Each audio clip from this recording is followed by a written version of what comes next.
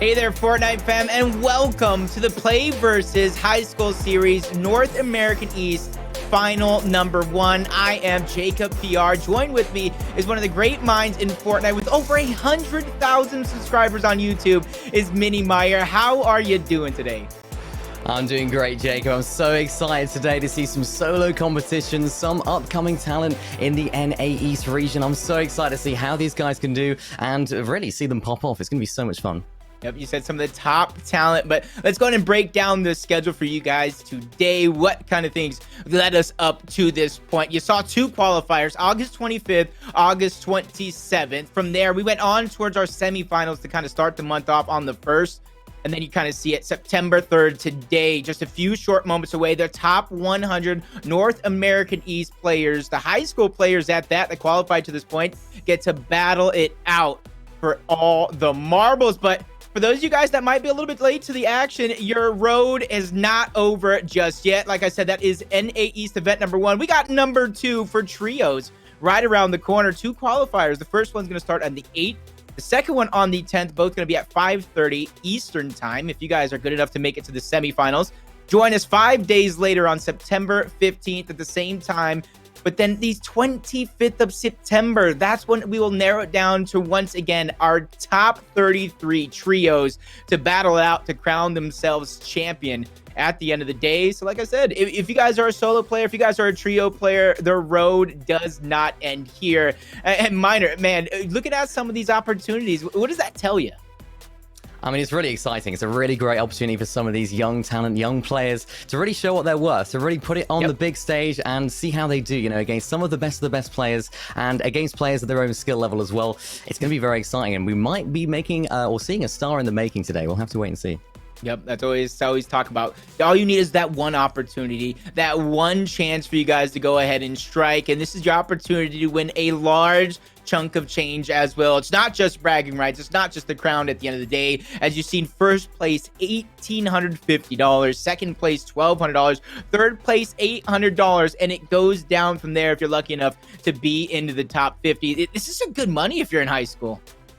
This is some really good money. Of course, you know, these guys are all competitors. They all want to win. They all want to win that first place prize. But even just for the bragging rights in itself, I'm sure they'll be very happy with coming home with that first place, even 50th. You know, it's all about taking part. And hopefully these guys can maybe come home with some cash. We'll have to wait and see. Yep, each step along your journey matters most, but there's very many different formats within Fortnite. Let's go ahead and break down this format. 2 points for each elimination. Top 75 is when you begin to gain points. So you're one of our experts here breaking down the action. What does this say when it comes to play style? Because we're going to have 6 games overall.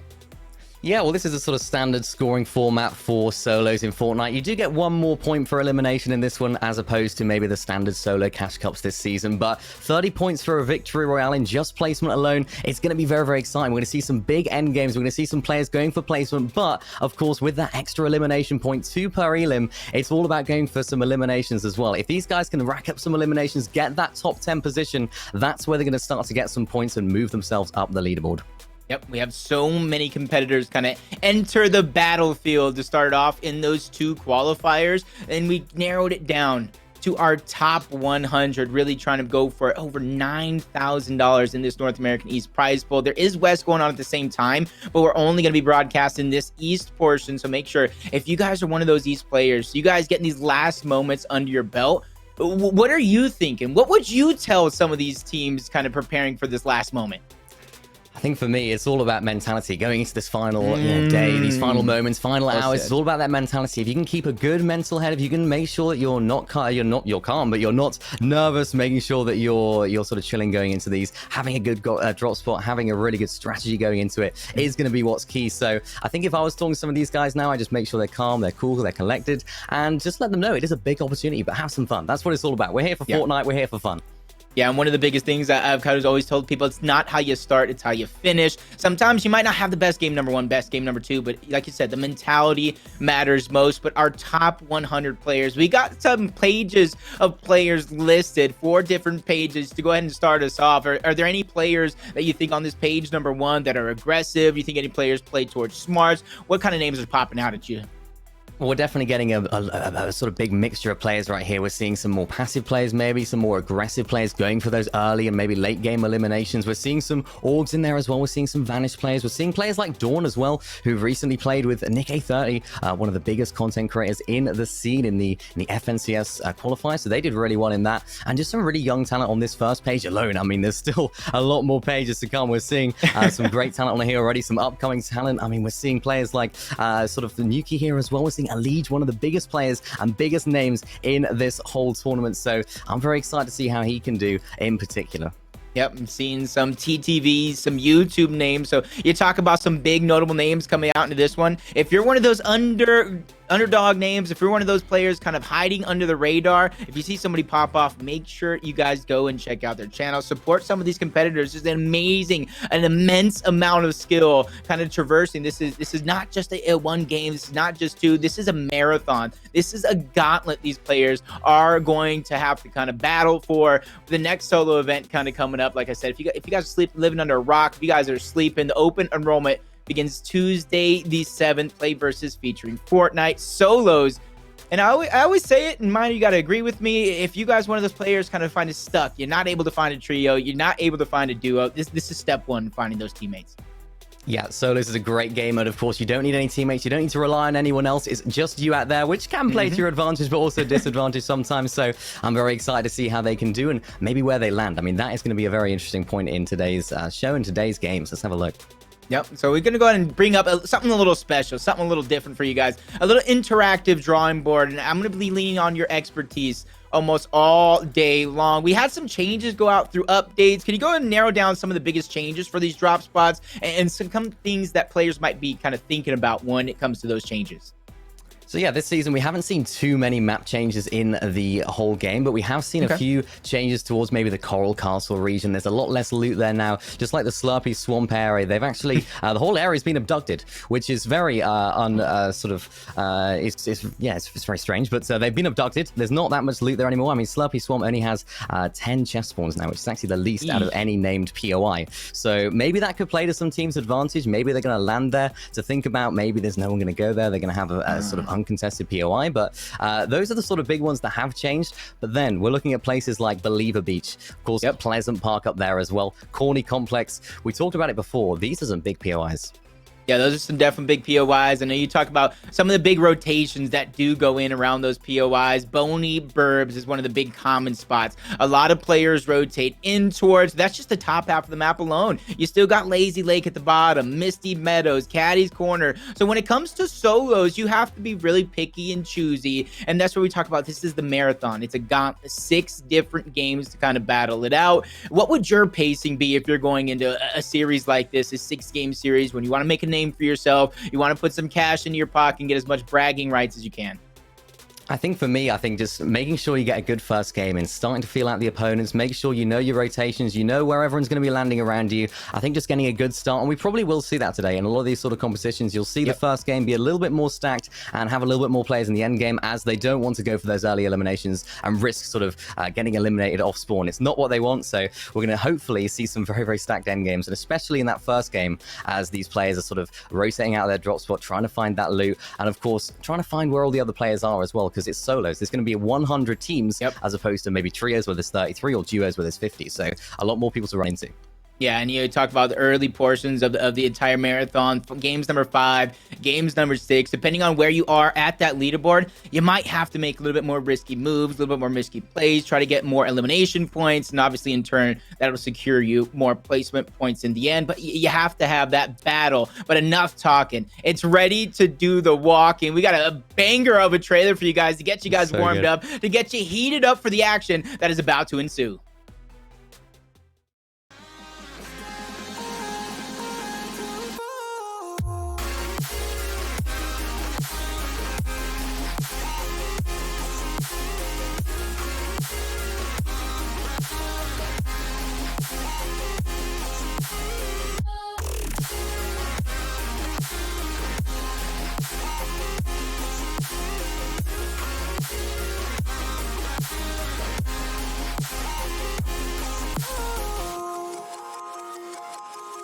We talked about So many different landing spots, 100 players on the map rather than 33 teams or 50, depending on if trios or duos. We talked about the mindset. A lot of these players have to have a confident mindset, but kind of have a stable mindset throughout it all. There's going to be some bad things that might go down, but there's going to be some big moments for these players to kind of capitalize on them. But when it comes to the drops, we talked about big name POIs, but as you see, once we get break down and all the players are going to disperse out of that battle bus, what are some of the other drops, split drops, some other possibilities we could see go down? Yeah, well, in Season 7, we've had some sort of lower-end sort of IO-based locations that people are going to. We're actually seeing one close on the screen right now. We got one just here as well, just next to the Steamy Stacks area. So these are sort of locations that these solo players will be going to and rotating out into these sort of areas, as you can see on the screen, where there's going to be a few pinch points where we might see some mid-game fights. Yeah, it's going to be pretty contested, different POs guys going by. You see a lot of hovering over towards Lazy Lake, probably going towards Caddy. But if you know your drop spot isn't the best, especially going towards Caddy, there's a lot of loot that has the probability of spawning towards the backside. You see Slush already going past Caddy. You see some players going towards Weather Station. You see Reciprocal going towards one of those IO spots you talk about. And that IO spot kind of hovers over towards that island, but Caddy's corner, you see it. He's a player kind of out towards the outskirts, and this is where you can get those Storm Surge tags. You could try to get some elimination points if you get caught, or you catch a player slipping, I should say. Yeah, definitely. These hills are so crucial. I mean, we see Slush above here. You see a Liege down there as well as Rexman right there down below him. So this is a really opportunity for him to maybe get some Storm Surge tags. He has got that Pulse Rifle as well, which is, I think it does 51 damage to the body. So that's a really great weapon to get off spawn, because you never know in these first games. You're not sure where the Storm Surge is going to go. And speaking of Storm Surge, we're seeing an early game engagement right here. Exos down to 14 HP, but so is his opponent right here. He only has a great tactical shotgun to try and fight his way through this small building at the top side of the map. Who's going to come out on top here? This is a very close engagement. Yeah, you can already see it. It does look like a player might have had some sort of heals to kind of go through, but both of these players with a well-placed shot can end it in just one quick one. But he gets a big pot to go down, get a little bit more shields left, so he's going to be able to kind of press this fight just a little bit more. But depending on what he feels that his opponent has, as they're going to get those audio cues to kind of figure out what they can battle with, what they can. They're getting as many mats and resources as possible. They know the opponent doesn't have many to kind of counteract this as well. So piece control is going to be very important. Finds a shot through the window and gets the elimination. Already 11 players being dropped in the early portions of this game. Yeah, that's a huge elimination right there for Exos. I mean, as we talked about before, the Storm Surge tags nice and early on. You've got that fight out of the way early. You've got that elimination. That's going to be so key for him. I mean, now he can sort of loot this entire area on his own. We're rotating down now to Ryan, who does seem to be rotating out of the the retail row area. Seems to be contested by a lot of players right here. Has got that, of course, purple AR, the upgraded variant of the AR. He has got a great tactical shotgun there, which is maybe not a preferable gun for him in this engagement. As you can see right here, he might just think, you know what, I've got a couple of tags on you. Let's roll on out of here, quite literally, and make my way off to the other side of the map as he disengages from this early game fight. And this is what we were talking about before. A lot of these teams might disengage from these early game fights and think, okay, maybe not, maybe it's not worth it, maybe it's not worth getting eliminated off spawn. But we're seeing Niku right here, who of course doesn't want to get caught in that situation himself, trying to get some shots off with that gold pump shotgun, of course, looking really stacked right now for loot and materials, of course. This is a really good situation for him. And he's going up against TNGTK. He's already seeming to be a fan favorite. If I just glance to my left, look at the chat for a moment. There goes the legendary pump shotgun. He lands a big tag. TK is going to have to reassess the situation. Even though he didn't take a good amount of damage off of that tag to come up, you kind of hear the audio. You kind of hear the weaponry in which you're messing with, and that makes you kind of second guess the situation. Is that something I want to battle up against? Especially if we don't really know what he has in his own arsenal of weaponry, but switching on board, another battle going down. A big amount of early battles going down towards the outskirts of the map.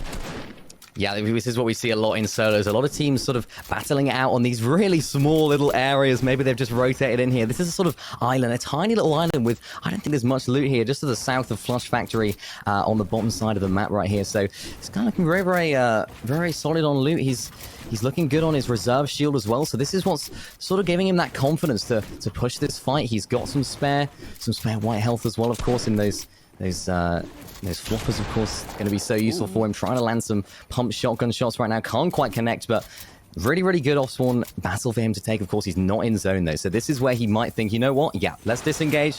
Let's not take that fight. Let's try and disengage from this fight. As we see Monty right here, not quite doing the same. Seeing the cows used a lot from these solo players when they can, trying to disengage from the fight. Not going to work for this player right now, though. But Monty trying to apply that pressure. He does get inside the box as well. This is going to be so crucial. He knows he's got him weak as well. He had that shield crack, and that's where the pressure is needing to be applied right now. He hops into the box right there as well. Can he try and land a shot? This is unbelievable right now. This is like back and forth action. They're taking shots as well. This is crazy, and he goes down. No way. Crackly is definitely looking insane. He was on the back foot most of that battle, but man, that's what happens when you give up an inch. You give him a moment to breathe, he's just going to strike. And man, 3 more players getting eliminated from that last battle that we did see go down. A lot of players still hovering around, but you can already see the storm surge going to those early aggressive players. And he has a lot of shield. He has a lot of rotation as well. And he has another target he's looking to attack. Yeah, this is huge. We saw Crackly actually landing in this sort of IO guard base. We talked about them earlier. He seems to be going for a sneak attack right here. Lovely 62 blue shot right there. Crack at the shield. 36 white on this opposing player right now. He's caught him by surprise. He snuck up on him, and he's saying, you know what? This is another elimination for me. 23 white with this green pump shotgun right now. If he can close out this fight quickly, which I think he might do, this is going to be so huge for him. Getting those 4 points from those 2 eliminations, and also getting those storm surge tags nice and early. As you can see, he cleans up that fight right there. And I mean, Crackly right here is proving to be a very, very good fighter. Maybe one to look out for. Hey, but wait, there's more. There's more players around him. And honestly, that's a great decision from that player that I can't see the name right there, but it looked like he was going to try to third party that engagement, try to get some sneaky damage, even possibly try to get the elimination to go through. But he saw that it did end, and then he's just figured out, hey, I don't want to go ahead and take any risky 1v1 scenarios. Let's just go ahead and get out of here and rotate through. Rightfully so. If you look at your mini map, I know these players don't necessarily have the same information that we do, but that could have gotten hairy. It could have gotten sticky. There's about 5-6 players around that. But back to where we started this one, Caddy's corner, there was about 5-6 maybe players around us to kind of start us off, but now it's kind of dwindled down to 3. 2 players already engaged, and high ground is going to be fought for. He breaks him down for just a moment, but he can't seem to find his footing. He can't seem to get any of that high ground for himself. He's just taking shot after shot, getting dropped down little after little. Bailey has that little bit of piece control, finally gets the high ground to chop some more shield off, but now this is the moment both of these players are going to breathe, get these minis back up before they continue on with this fight. Yeah, he has enough spare shield, and that's so crucial. We see another player sort of rotating in. Yes, another third party. We're going to see this a lot in the solos today. A lot of third parties rotating on in, especially in this sort of catty corner area. A lot of people will be happy to fight here. This is an edge of zone POI. People don't have to worry about maybe getting third party, but as you can see, he doesn't want to take this fight now. There's 2 people there, 2 versus 1 situation almost right now. As we see Storms again, the catty corner area, using that launch pad really, really early, which is definitely not something we see too often from these players, usually preferring to use them in the late game stage of the tournament. I think he is getting chased. I think the opposing player right there is trying to land on him, maybe sees him as a potential elimination for him, maybe sees him as a simple elimination, some simple points, as he does, of course, have that upgraded pump shotgun, the purple or gold variant. Packs a punch, it really does. But I tell you what doesn't, this gray tactical shotgun, it does not pack a punch at all. And this is why Patriot right now is pushing as much as he can to close out this elimination. And no, Storms, he's got one build left in this engagement. It's going to be close. He's trying to use the angle so well. He does it so well, but I think he's not going to fall. This is unbelievable. He does take out Patriot right there, who had the purple gold shot, the purple pump shotgun. He had him eliminated. He basically had him just living on a prayer there for most of that one, but somebody's just trying to clean up that elimination. He knows those players are weak. There goes another battle going down on the other side of the map, and this is what we're talking about with solos. These early games, these players are going to feel the confidence to go ahead and try to take these fights, especially if they think they're just around by themselves, no other players, but this is where you see 5, 6 other players, 7, even more players trying to rotate in. So Vortex, if you want to continue on with this fight, you might have to go and attack just a little bit quicker as everybody rotating through. One player's just playing defense while the other one's trying to hide. You can see the health differential come through. Vortex with the high ground is going to finish and clean up that elimination. And he has everything right now, Miner. He has big pots. He has mini. He has med kits. He just is just a great arsenal weapon. He has a sniper, which in solos, we know how much damage that can really do. Yeah, snipers this season, they were actually reintroducing into competitive this season, so I'm sure we'll see some great sniper shots from these players. And I mean, it's a one shot to the head, it's a straight elimination, so it's so crucial in solos. Of course, there's no revives, there's no one to help you. If you do go down, that is game over for you. So these guys are going to be using these snipers to get those storm surge tags, as well as we hop on board right here to Zeknor's right here coming into the into a fight. He has got that blue pump shotgun. And I think the player that he's battling against here hasn't got any shield, so he's sort of playing a little bit slowly, because we saw earlier a lot of teams rotating in third party. You can see in the bottom right of your screen right there, a lot of teams rotating on in there right there. It's, you see this player right here, another gold pump shotgun. We're seeing a lot of them so far. These guys are really finding some very good loot, showing how well they know their drop spots, connecting with a great shot right there as well. Elsa going down to the white HP. This is not a good situation for him. Tries to get that piece control right now if he can. This is such a difficult situation for him, because he might get third party. You can see as a player rolling on in from the north, so he has to finish this fight as quickly as possible. As he's just noticed that. You can see the car right there trying to get some tags on him, but he's just going to chill here. He thinks he doesn't want to get too involved, doesn't want to get too confident, but I'm sure he's confident he can close out this fight. Yeah, I like what he did up there. Just basically warning shots, warning tags. Back off me, or you might get the same amount of heat that I'm trying to give. But that was that moment. The player down below was able to kind of pop off those minis, but the aggression will continue. He breaks through the box. Doesn't get the reset on the cover. He has him almost eliminated. Just a sliver of health. Tries to get him boxed like a fish, but he escapes narrowly. The storm is closing in. He can't take any tags to come through. And the final blow, J9 gets the elimination, and he gets the spoils of war as well. 3 floppers, 6 minis, med kits. He has the jump pad as well, and a close storm circle to rotate into. He already got 3 points. You see the placement points kind of go ahead and rack it in. 1 point for the top 75 players already, as everybody kind of rotating in. And this is where, you know, when we go down to the top 75, placement points are beginning to rack in. You're going to have to start being very careful. The storm is going to get smaller. Players are going to be funneled in. That instant battle that you think might be by yourself versus a solo could have 3 to 4, maybe even possibly more players waiting to strike. I mean, absolutely. You're looking at the bottom right of your screen right now. I can't even count that high as to how many players are right there. He gets a great 76 tag right here on this opposing player right now. He does take some shots from afar though, but this is what we were talking about. These third parties, it's tough. It's tough to fight in these situations, because look, he's getting those tags. He's getting tagged up. He has no materials to work with either, and he has no shields to try and pop either. He's going to have to settle for this medkit right now. No bills, but he has got that sniper. He can get a lovely, well-placed sniper shot, which could get him that refresh. This is going to be so huge for this player right now. I think he does have a launch pad to his name as well, but he's got to be very careful with how aggressively he plays this fight. But as you can see above the map right there, he's only 76 above the storm surge threshold, only 55 right now. So he is trying to get as many tags as he can. He wants to maybe not get eliminated by the storm surge and make sure he can get these tags off early to sort of get himself into that end game. But this is a tough situation for him right now. He's sort of boxed in by about 3 or 4 different people. Yeah, right now, I feel like he just doesn't have very many choices he can make, but gets attacked from the high ground. Piece control, it's just not his, but he's not backing down from this fight.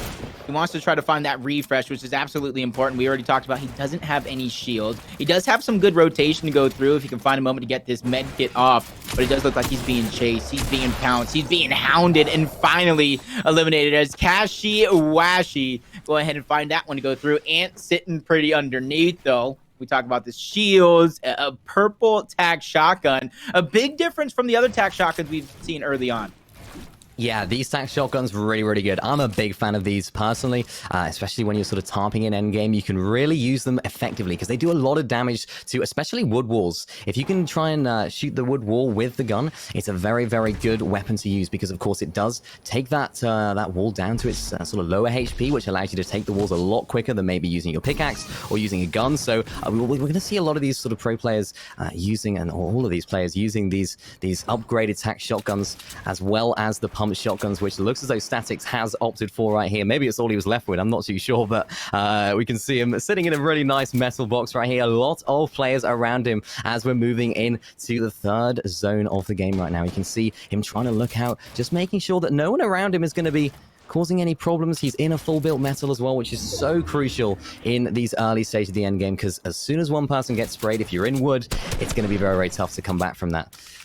Yep, I like the way you kind of broke that one down. The choices, there's so many choices, and I think kind of like from third storm on, like you said, the beginning of the end game, that's where your choices become crucial. They become the difference between almost getting a victory royale, getting more elimination points, or just getting dropped off very, very early on. And Storm Surge right now, it's not on the screen, but with 69 players still left alive into this one, it is still a definite threat to go down. So some of those players that we saw early on that didn't have any shields, that might not have any heals, and they don't have the tags to kind of back it up, this is the moment they have to start thinking of some contingency plan, a backup plan for when that storm surge does pop. But as you can see, so many different players scattered around. They got jump pads, there's good movement, but this is where you talk about another decision to kind of make. When do you go ahead and use that movement? Do you try to use it early on to try to get yourself into zone, or you try to wait towards the very end and you have no match? It's definitely a tough situation. I mean, Grand Finalist in a very tough situation right now. That was a great elimination. Barry there going down to his blue pump shotgun. This is going to be a difficult rotation for him now. We saw about using the jump pads, as he does use very effectively right there. This is a sort of situation where you would want to use that launch pad because, of course, he would get held, and he might even still get held by a couple of these players. He just about makes his way into the zone. He has no shield, though. This is not looking good. Yeah, both of those players have to watch out. As you saw, Grand Finalist was already getting tagged up to one of those places that you talked about early on, those IO bases. You're going to see a lot of players kind of try to stack up towards the top. It's good brick. It's good hard match that you can kind of get those resources back. But it's actually free rotation as well if you can kind of plan and play your cards right with a free jump pad. Kind of just waiting, but the next storm, the next zone is going to reveal itself. A good number of this lobby, and I mean a good... maybe even 50% or more of the remaining players in the lobby, you're going to have to traverse down off of that mountain. So I talked about this good rotation, but as you jump pad highward, you get as much kind of height as possible. You're just giving away shots. You're giving away for storm surge, tags, some opportunities. So you looking at this one, what are you looking to rotate through? What would you suggest for any of these players? I'm not a pro player, but I think if in this situation, I would definitely make sure that you're trying to keep that elevation. Whenever I'm looking to sort of rotate my trio, rotate myself into a position, I'm always looking for as much elevation as possible. So you see right here, he's just at the bottom of this mountain, opting to use the cow or the bowl, the inflatable, to rotate his way up. I'm having a little bit of trouble maybe, but he's rotating up above that mountain, which is going to be so crucial. If you're down below, especially if you're low on materials, you are going to get lobby focused by a lot of players. So as we see Gary right here, he's just on the edge of this mountain as well. He's in a really, really good situation, boxing up next to people. So if he does see an opportunity to maybe get some shots off at somebody, he can use the players around him as a maybe this is sort of not teaming, but you know, using them as a way of helping him to maybe get some storm surge eliminations or some storm surge tags, of course, as well. So he's in a really, really good situation right now. Has a good base just below this left mountain, so he's not going to get held by anyone on the left, and he's in the next zone. That's the most crucial thing. Everybody's kind of like battling out. You see a lot of players on the outside of the zone. Top right half, I would say a very small portion of the northeast is kind of looking clear, but it has some possibility of being rotated into. But as well, that's kind of the dip. You talked about high ground is what a lot of players are going to be fighting for. A lot of players are going to try to position themselves towards, and that's that open area. There's a lot of low ground, a lot of possibility for those players in the high ground to make you a target. And one of those things you're also saying is once you become a target, a lot of the players in the lobby, they just kind of follow along, because that's just get the quick elimination, whether they get it or not, whether they get the damage or not for the storm surge. They're just trying to get their placement towards the very end. That much easier. But in the kill feed, Crackley going down. It was one of our aggressive players early on, but TK takes a big shot, a 105 tag, drop down to 95 HP. It's going to continue. 40 HP. He has some shields. He has a med kit to get back up, but it doesn't look like this player wants to let him go for free. But that battle between those two players, it sparked them to be the chosen ones in the lobby. TK, he needs the storm surge. He's just getting chopped away. He sees it all down below, but he gets the shot at the very end. Not only to get the siphon, to get the damage, to get 93 above storm surge. That was a must-have play by TK, and playing it to perfection. That is what the definition of a power play is. On the low ground, he's low on Storm Surge, he's low on HP, he's low on everything. And he has to rotate, but he's just got himself a perfect elimination and quite possibly a perfect time, as he's not in the zone either. So he's got that out of the way nice and early on. I think he did have a launch pad in his inventory right there as well. So this is a tough zone. This is a really, really tough zone for a lot of these players. It's a half and half zone up on this hill. You can see a lot of these teams on the dead side, maybe towards the eastern side of the zone, are going to be needing to rotate. And we see Tony right there taking out another player as he's trying to disengage, drop down a few layers as he takes out a flaming right there to tries to pop his shields and all of his HP, trying to make his way up the hill as well. Just you don't want to get trapped down here, honestly. It's not a very good place to be, and he does manage to find himself an elimination. That player got trapped down there, and he gets some great rewards right there. Look at that purple assault rifle there as well. Some great loot for him right now, and his material count has been replenished as well, as we see a lot of players in this sort of area. This is a very, very tight situation. Ooh, and he just drops down a big pod, some more shields, the inflatable for rotation if he wants to use it later into this one. Just kind of seeing which one kind of has more left into the tank, but just very, very congested layers all around. Tony's going to have to be very, very careful. Peeking through the cone here, seeing two players jockey over position, that piece control, which is going to be important, especially when this next zone does appear. You see who's going to get it. Everybody is going to have to traverse through this battlefield we were talking about early on. Who's going to get the jump pads? AUC, that was a player we saw towards Caddy very, very early on. He was battling in a 1v1. As soon as that third party came, he made his way out of there. Rightfully so, because he's making it towards the end game. Yeah, he's in a really, really great situation as well right now. He's on height. He's got zone as well, so he can use that 462 medium bullets, as a lot of people are going to be using those launch pads to try and get their way into the zone. This could be free eliminations for him, but now, little Zeki right here, this is a tough situation for him. He's going to have to try and recycle a launch pad used by someone else. Only 30 HP does go down right there. I'm not sure who that was. It was Zesty, I believe. Yes, Zesty taking him out. AUC up on height. Of course, he's not safe here with the addition of launch pads into Season 7 of Fortnite. He wants to try and stay as high as he can to make sure he can take out some players below. We see Bree right here in a little bit of an engagement right now as well. Only 5 shotgun shells in his grey tack as well. He's 7 damage below the Storm Surge. He's going to have to hop in on someone right here. Tony looks to be the target, as he does disengage from that as well. He wants to focus on getting to zone. He's 12 above now as well, which is really great for him. He's struggling. He's struggling on that white HP. His material count is not ideal right now, and he's got 5 shotgun shells, so he's going to want to try and get a refresh as soon as possible. Yeah, a couple of those players you saw early on, Riot, AUC, one of the fan favorites, TK going down into the kill feed. Lots of players kind of getting dropped off. Going to our final 33, UMD, trying to make a rotation. He bounces the wrong direction, trying to get in. He does have the med kit, but becomes a target from the top as well. He still has to find his way in towards the dome, and a moment all at the same time to pop that med kit. Bobby Joe towards the high ground. He finds himself trying to get some shots from above as well. He has 457 possible opportunities, but those opportunities don't present themselves the same as they do in trios. You have nobody watching your back in case anybody tries to claim a portion of that high ground. Bree going down in our bottom right hand. Bobby Joe holding on towards that high ground again. Finally, he's finding himself with the moment, the breather, to shoot down from above, try to get as many players, force them down as low as possible so he can get himself the best position to win this game. Yeah, I'm seeing Dawn right there lighting up the elimination feed, getting some great eliminations. Jay's right there as well, getting some eliminations. We see Beast right now on himself, on 11 points right now. He's got 1 elimination. He's got a decent amount of materials for this zone. We're going into the 8th zone, the penultimate zone for these guys right now. They're going to have to rotate their way into this next zone if they can. He's got himself that beautiful cow that we've seen a lot of people use, which is a really, really great way of rotating in, especially in these end games right here. If he can make his way in, I think he's going to be able to. This is great from them, though. Gets a big tag, unfortunately, and Tex right there nearly does go down. Bobby Joe, we saw him on height. Maybe this is a perfect little refresh for him, and it is. He's got himself a lot of materials right there. Maybe about, what, 300, 400 total with that chug cannon. This is a really, really great situation for him right now. He's got himself that chug cannon. We've seen it used so much in trios. Is it going to be as effective in solos? It takes up 2 inventory slots. Till goes down right there as well, as you see on the screen now. No face. Oh, no. He has no white HP. He has 10 HP. He's at the back of zone. 0 bills. Oh, he's 7 builds, sorry. This is not looking good. From the top 100 to the top 10, 60 total HP and shields combined.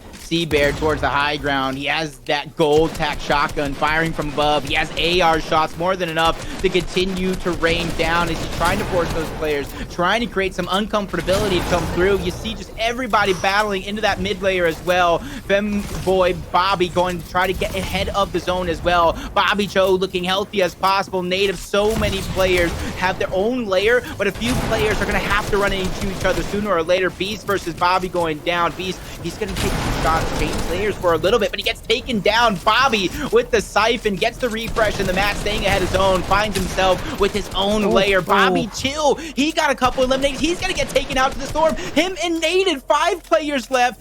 Bear has the high ground and control of this one. Seabear looking great. This is such an important position to be in on height, especially this later stage of the zones, especially on high, sort of high zones as well, when you got the mountains in the zone. Bobby Joe right here trying to battle it out on low ground. 4 players remain. Can he try and spray out Seabear up on height? He's very, very dominant up there. Gets a great 105 shot on that opposing player right now. It was YG Matt who does go down to Barney right now, as it is 3 players to go. Will we see a heal off? We might not. It's going to be, who's it going to be? Seabear does drop, and it's Bobby Joe who comes out on top. Oh my, what an end. Bobby Joe, he went through the gauntlet from mid-ground to high ground, back down below, and it almost looked like he was going to get eliminated by the storm there, but he found the siphon. Back-to-back eliminations to take game number 1. But man, that was an intense game number 1. How many height retakes did we see right there? I think we had about 4 or 5 people on height all at different times. That was unbelievable. I would have said Seabear would have closed that one out, but he couldn't quite manage to close it out up on height. What an end game we just saw. Some great eliminations from these people. I mean, these players are absolutely popping off. And it's only game 1. What's going on? Only game 1 indeed. Still 5 more games to go as these players, it's not how you start, I said it, it's how you finish. This first game was a bit of a feeler game to go around, see what you can get away with, who's landing at your spots, what things you need to switch up. You see Bobby Joe finishing it off yet again. He's going to be one of our favorites. It has to be one of our favorites going in, because like I said, playing it almost every portion of the game from low to high to mid ground, just going ahead and putting on a show for us. Yeah, Bobby J right there using the chug cannon so well. We talked about it earlier on, and I wasn't too sure whether it was going to be used too well or too effectively in the solos game mode, but right there you saw it. He healed himself in the storm, was calm, collected, and waited for Seabear to drop to get that beautiful shot and get himself that elimination and get himself that victory royale. Yep, that's going to be game number 1. There was so much action. We got to take a moment. We got to see who got the elimination points, who got the placement points. But make sure you guys don't go anywhere. The results from game number 1 and game number 2 will be right after this quick commercial break.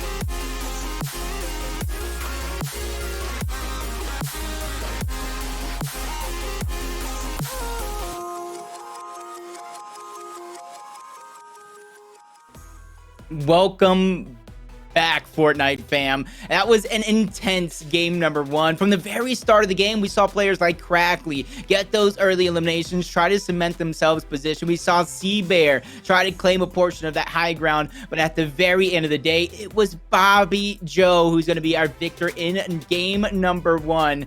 You see the standings. If you see Bobby Joe, he's going to be at the top of the leaderboards, but it's a 40-point score, 12-point lead after game number 1. 40 points in game number 1. That is so good for Bobby Joe. That's going to give him such a great boost of confidence going into the rest of this tournament. I mean, he's going to be so happy with how he performed right there. Of course, playing on low ground as well. A lot of teams would rule out low ground and think, you know what, he's done for. But he did manage to clutch up, get some great shots and really accurate shots that got him those eliminations, which is where it all matters on that low ground. We're seeing Jays right there as well. Another one of the fan favorites, doing very well up at the top of the leaderboard, or the 11th place at the top of this page. So only saying on 14th, or sorry, 15 points right now, as he's looking really, really good. He didn't have too much of a great average placement, but I'm sure we'll see him pop off in the rest of the tournament as well. Yep, this is where you saw that kind of score breakdown when it came to placements versus eliminations go through. With a first-place victory, Bobby Joe had, I do believe, maybe 5 eliminations under his belt as well. So not too much of separation, even though it is going to be 12 points overall. I saw somebody who kind of placed 19th at the front page of the leaderboard, probably picking up a big number of eliminations as well. That is only going to be game number 1, though, as we traverse through the remaining 5 games. Players are going to accumulate a good number of points, and that's when you got to kind of adapt your play style. You got to figure out if you got to get more aggressive. You're towards the top of the leaderboard, you might be able to play a little bit more passive in certain situations. Overall, you want to control as much of your destiny as you can. And this is a reminder, I'm asking you, after a game number 1 like that, if you're at the top of the leaderboards, how are you feeling? I mean, I've never been in that situation myself, but me neither. I don't know. I mean, it's going to be interesting to see how he performs and how he manages that. It's going to be, maybe it's a situation he hasn't even been in before. Of course, we're seeing a lot of new young talent, so maybe it's going to be interesting to see how he can manage that. I'm sure he'll do so well. If that last game is anything to go for, game 2 is going to be an absolute treat. And after looking at that leaderboard, are there any of those notable names that you think might need to pick it up? Well, I mean, we're seeing people like Allegiance and players that are in, you know, big organizations, but it's game 1. You know, a lot of these players will maybe have, it's solos as well, so they might not have the best game 1, but it's all about how you can bounce back. If you do have a bad first game, it's not to worry. You can clutch up in the rest of the games. We still have 5 more games of Fortnite solos competition to bring you, as we're seeing the leader of the pack right now, Bobby Joe, landing at the right side of Misty Meadows. Quite a lot of people would land here. Definitely a more loot-heavy side. Of course, there is someone next to him as well. Very, very well done to get a victory royale in game 1, especially as he's contested right now. We're going to see how he manages this as well. It's a really, really tough situation for him. Does he want to go for this engagement? Does he want to go for this early battle? Or maybe he wants to play a little bit more safe now that he's in first place. Goes for a quick peek. Tries to get the tag. I like the cheekiness of trying to go for the gas can, explode it. Maybe try to funnel Bobby Joe out of hiding there in that situation. Bobby Joe is going to continue to maneuver around. He doesn't have a lot of resources, a lot of mass to kind of protect himself, and that's what he's looking to do, but he uses them to kind of get as much piece control as possible. The gas can playing a role. Bobby Joe beginning to burn alive into that house. He's just getting chipped away. Luckily, he has those macros, so he can get as much HP as he can. That's going to be about 125 total. Noob there sitting at the high ground. You see where he's going to take his time. 76 going to get tagged up. Another 35 over 100 shield dropped off. Bobby Joe making it look easy already. Bobby Joe showing how he's done. Nerves of steel. That is our first place player taking an early game fight, an early game elimination, and absolutely dominating it. That was amazing. So we're hopping on over right now to Storms, as he's in a sort of early game engagement right here. And again, maybe these teams are going to be looking for these early game engagements now after game 1. Maybe they were lower on that Storm Surge threshold, of course. Maybe a lot of people might not know what Storm Surge is, but of course, these players need to try and get as much damage as they possibly can. The game will only allow a certain amount of people in these certain zones, so 70 players into zone 3 and 50 players into zone 4. So they want to try and be in the top 70, top 50, top 30 players damage. So if they can get into that or maybe above that threshold, then that is what it's all about. So these guys are going to be taking these early game engagements to try and get those Storm Surge tags off nice and early. We're seeing Storms try and do that. Maybe a sniper shot coming in there. Not quite sure what that play was, but it was a great shot in return fire. Yeah. Coop's just chipping away at him little by little. It's Storm who's looking like he's being aggressive, but Coop is just holding his ground, not backing up. Storm runs out of mats, unable to protect himself. Coop strikes back, getting that elimination. 85 players remain, but already a third-party opportunity as you go around the map. That's going to be Winthrop getting that one. It actually wasn't a third party. We actually switched on over to a quick battle as we go over to Craggy Cliffs. A lot of early game fights going down to these contested spots. Yeah, fellow Orgbay right here, TNA Apostle, very, very talented player. He's one of these players that will take these off-spawn engagements. He's not afraid, as we're seeing right here. Craggy Cliffs, a very, very contested drop spot. As you're seeing him connect with some great assault rifle shots right there. If he can close out this elimination nice and early, this is going to be so crucial because there is, of course, another player looming. Yes, that is it. That's a great elimination for Apostle right there. TK down below. Will we see an Apostle versus TK battle right there? We'll have to wait and see. But, of course, Apostle making sure he gets that elimination right and early on right there. So good for him. And TK trying to maybe battle back, maybe try and get some shots off on his own. Looking for some tags right now. Apostle up on the high ground area. Of course, Craggy Cliff's a very, very good drop spot. You do get the benefit of those little slurp or chug cannons as well, the chug barrels actually that you can use to make sure that you're 100 HP off the bat. We're seeing Apostle right here, 100 shield, 100 white HP. It's going to be a really, really great advantage for him if he does take these off-spawn fights. Yeah, depending on if TK also saw that there's a jump pad there. Apostle can short pad. He can kind of climb down there. You're seeing he has a bunch of options here, which routes he wants to take, but TK's not letting him out of his line of sight. Apostle has to figure out a way to escape here, and it's not because he's kind of afraid to take this fight. It's just he's smart enough to know he doesn't have the resources at the moment to kind of back him up. He's just going to take this moment to get as many builds as possible, as many resources. You see some shields in there, but TK, he knows he's backing down for a reason, and he probably has the mats to back up this exchange. He probably does. I mean, we're seeing TK push Apostle right here. I mean, Apostle definitely someone that you might not want to be fighting. He's playing safe, but he's definitely one to contend with. He recently got second in one of the in-game solo cash cups, so he's on good form. He's feeling good. I think it was at the beginning of April, I think it was, that he got the second place in the solo cash cup, so he knows how to play solos. He probably knows his drop spot very well, and he knows how to rotate. He knows which fights to take, where to rotate, because you can see in the bottom right of your screen, they are not in the safe zone. They have to make a rotate in. Of course, Apostle is happy with his one elimination, but TK is thinking, you know what, this could be some free surge tags as Apostle manages to try and swim away towards this sort of Flopper Island area. One of my favorite solo landing spots myself. This area of the map is a great place to go, and we're seeing Apostle use that to his advantage right now. Raccoon coming in with the take the L emo. What am I seeing? I think he must have just got an elimination. Yeah, you got to imagine he picked up a great elimination there. It's just kind of showing what your opponent, and that's one of the things. I want to say, I don't want to say you use the words exactly. I love to see it, but I love to see these players show the confidence, showboat, but you can't showboat for too long. Raccoon takes a snipe shot. You got to imagine he's going to be aggressive, just like Vortex here, aggressing on an opponent, pieces him up, and he gets the crucial shots, the elimination to come through. And man, that's just like almost a loot llama. He gets the pump shotgun, he gets jump pads, floppers, shields. He got everything he needs to set himself up for a good end game. Yeah, that's a great early elimination for 4X right now. We saw earlier on in game one that this area of the map, the sort of central side of the map, is going to be very, very contested, especially when you are in zone. We saw maybe 5, 6, 7, 8 players all rotating into this area. This is what we talked about before, these sort of pinch points in the map. This is one of those places right now, actually. We're seeing Kashi as well, getting in a little bit of an early game engagement himself. Your Nightmare landing at Dirty Docks himself, so rotating on out here, going by these little IO guard bases. They have to be very, very careful right here, because one of these guys in the IO guard bases could just launch on them. They have that permanent launch pad, so if maybe they do spot an opportunity to third party this fight, they could get landed on. I think Kashi right here doing the right thing and disengaging. Yeah, you don't want to put your entire game number 2 on the line early on, especially if you're not comfortable. Like, you can go ahead and be confident enough to go ahead and battle everybody, but you have to be smart enough to be aware enough to know which fights you could take, which fights you should, and which fights you shouldn't. And that's when he's going to go ahead and just back off, live to fight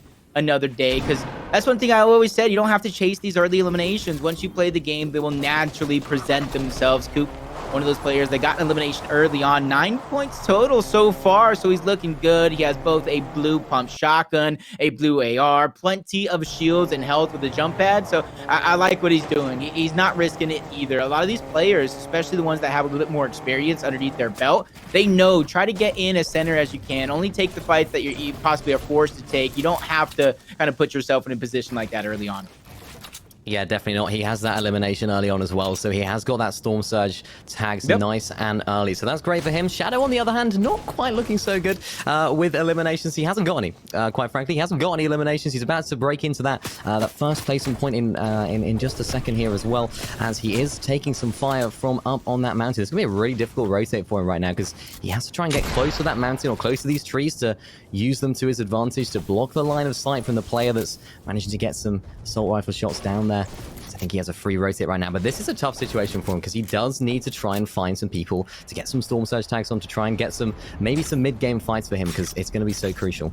Yep, with 76 players remaining, one to drop, so we get our first placement point of the game. Seabear, somebody we saw kind of outlast many of the players here in game number 1.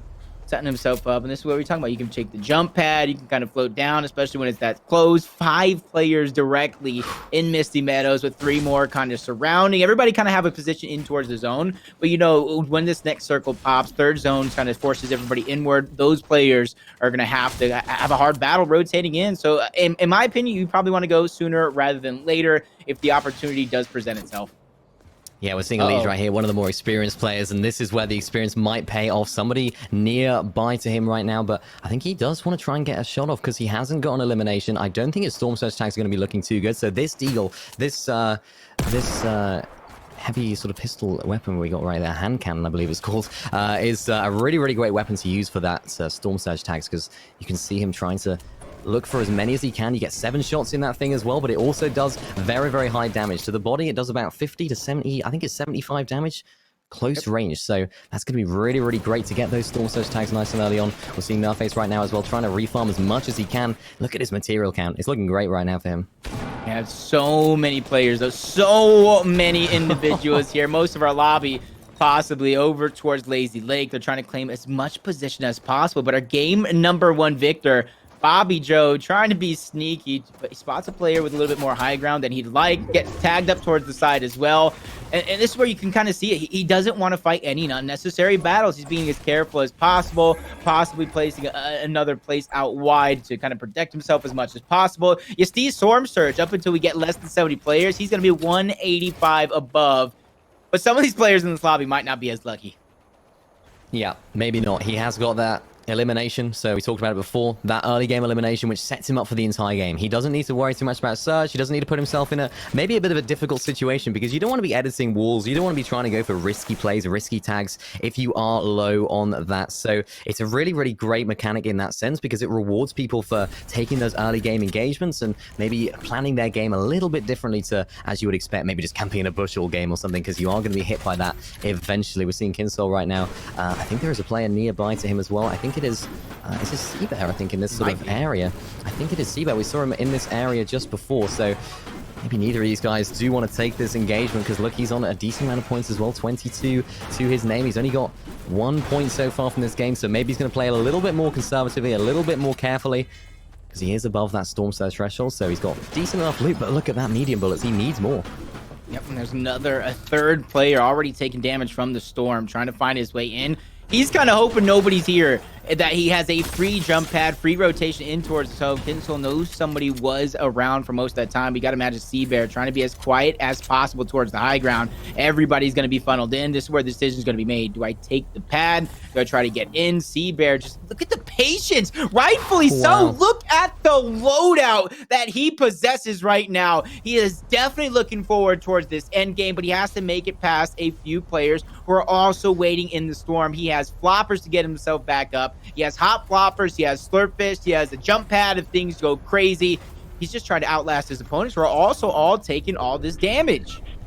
Yeah, you mentioned it right there as well, those hot floppers. I mean, we saw him take height a little bit later on in that last game. I think that might be his strategy. It's a really, really interesting strategy, and this is too. Not a very interesting strategy from Gary as he tries to heal himself up inside the storm, not aware that Kinsol was just there waiting to pounce with that great AR shots right now. I don't know if he knows that Seabear is still here. Maybe he doesn't. I'm not too sure, but this is a very, very good elimination for him to take right now. Now he knows Seabear is applying the pressure. This is a very, very tough situation for both of these players. Neither of them want to get eliminated in the Storm right now, especially at this stage of the game. Only got themselves one placement point so far. Seabear trying to hop in the box as well. He does have the white HP to heal himself back up. Seabear looking great on the loot as we saw earlier, so Kinsol doesn't necessarily want to take this fight. He's sorted on Storm Surge. Maybe he might want to try and use one of those launch pads, as Seabear might be opting to do the same if he does think, you know what, let's just get out of here. Let's get in the zone. I don't want to waste too many of my white health, too many of my floppers. I think he might be paying the price for staying in the Storm a little bit too long right there. Jeez, he's getting absolutely lasered. Yeah. That's Kinsol. That's what happens. You have 5 different floppers. You have a med kit. You got the siphon and the elimination early on. You have so many different heals to stay in Storm as long as you want. But AUC, one of those players, we saw him pick and choose the fights. He probably should have chose a different one. TNG TK takes him out. That's going to be an elimination. We're jumping on board Jeff, another player trying to find himself in towards the zone. I like what he's doing, though. He's going ahead and try to get himself a piece of that high ground. He doesn't want to hug the bottom half of the mountain, because then he makes himself a target for any players that are looking for any eliminations here. Yeah, Jeff, one of the more experienced players out of the lot. Somebody that I'm sure a lot of people watching will know very, very well. Such a personality, such a character. He actually just recently came 7th in their FNCS semifinals heat, just missing out on a grand final spot with his trio. Actually, Alicia, who is another player in this in this tournament today. Of course, Oliver OG as well in that trio. So Jeff has a lot of experience. Let's see if he can apply that in the solos game mode right now, as he looks for some tags on people that are rotating in. Someone else that is looking for tags. We're seeing TK right now, another fan favorite, looking for maybe another elimination. Yeah, everybody kind of getting smushed inwards towards Lazy Lake, so it's about getting as much of this real estate as possible, build outward, but then you want to try to refarm as many of those mats as possible, and then just wait for that perfect moment. You want to get a center, and I think those players that might have that center, like Ryan, towards that bottom right half of Lazy, are going to have a good position for this next hill. Shadow, he's becoming a target. Multiple players target him. Less than, I believe, 75 HP. Less than 0 now, as he does get eliminated. Jeff is going to go ahead and claim that spoils of war. He did get some help, but it's all his as he go ahead and tries to refresh his mats, get as many of those health items as possible, maybe even switch up some weaponry if it presented itself. That's going to be Bobby towards that bottom left half. He was one of those players that also made that player a target, as everybody's going to be forced deeper in towards Lazy. Like I said, that bottom right half of Lazy was going to be prime real estate. Yeah, it really is. Lazy Lake, of course, a very good POI for an endgame situation like this. It allows a lot of the teams to refarm. Trying to go for a sniper shot right now is Exos right here. He doesn't quite connect, though. He has got himself one elimination, so maybe he is being a little bit too aggressive with this fight. He has got to rotate into the zone as well, of course, but he's going to play it out as he wants to here. Maybe he feels like he needs a little bit of a refresh. His material count is not great. It's okay. It'll last him, but maybe not right to the end. He has his sights set on a victory royale, I'm sure, right now, so he may be trying to look for this elimination. Maybe trying to force the other player, Barry, there to use a launch pad and maybe give himself a free rotate into zone. That's going to be so crucial if he can do that. We're seeing TK, and this is what we talked about, the refarming of materials. He has about probably 300 extra materials right there that he can just play around with. He can build a little house. He could build, I don't know, what would you build with all those materials? You can probably build a mansion at that point. Maybe a tunnel that you can kind of go back and forth between some of these buildings. A lot of possibilities when you have that extra mats. But it does look, at the end of the day, he's just trying to save him for when the next zone presents himself, that he can start to build in the right direction and get as much of a refresh as possible. Bobby, when we left him, he was looking pretty healthy. He was looking pretty good. But, man, he must have became a target, taking a bunch of damage. He has the shield to kind of get himself back up to tip-top shelf, but he doesn't have the white heals. He doesn't have any bandages, any med kits. Luckily for him, though, he is going to be 41 above the threshold. So he's not an immediate target, but he has to be very, very well. 118 now above. So he's going to be sitting pretty here. He doesn't have to take any risky situations. He's going to pop that spicy pepper, try to get in towards the zone, claim as much of that real estate as possible, but he has to be very careful. Every single solo player is on this left side of the circle. Yeah, that is definitely not the dead side right here. We're seeing Berry, who is on the dead side. We're seeing Eddie right there going, is that Eddie going down right there? I think he can maybe try and claim some of that loot. I think it's a really, really great play for him. Looking at his material count, he needs that. That's going to be an actual crucial refresh for him. And he doesn't have to do anything. And he gets himself some great material count. He gets himself some floppers in his inventory right there as well. As we see Tree right here getting in these sort of early to the late game engagement right now. If he can try and find himself an elimination, this will be so crucial for him to replenish his mats as well. He only has 100 of that brick material, so They're very, very popular to use amongst all these players to use the tunnels. And as you see him trying to get inside this player's tunnel as well, trying to get some shots off. He does connect with a lot of shots, takes him down to white HP. There's another guy there. There's a bit of a party going on in there, but not a good party because he has to escape. He's got to get out. This is not an ideal situation for him right now because he hasn't got the white HP to heal up. He has got those spicy fish, but now he's going to get focused. He's going to get sprayed by a lot of players that know he is down to that white HP. He's going to have to try and heal up as quickly as possible. Things can change. Things can change this game for the better or for the worse. That's one of the things I love about it. And right now, maybe it's not going too well. Yeah, it's looking like it's going to be the latter, but finally he found himself that cushion. He's not a target any longer, but Ant is a target towards that Storm Surge. He needs a couple of tags, 60 below. He has a couple players that he's seen, but one more tag, you are going to be out of there. Ant, you need to do something, and you are out.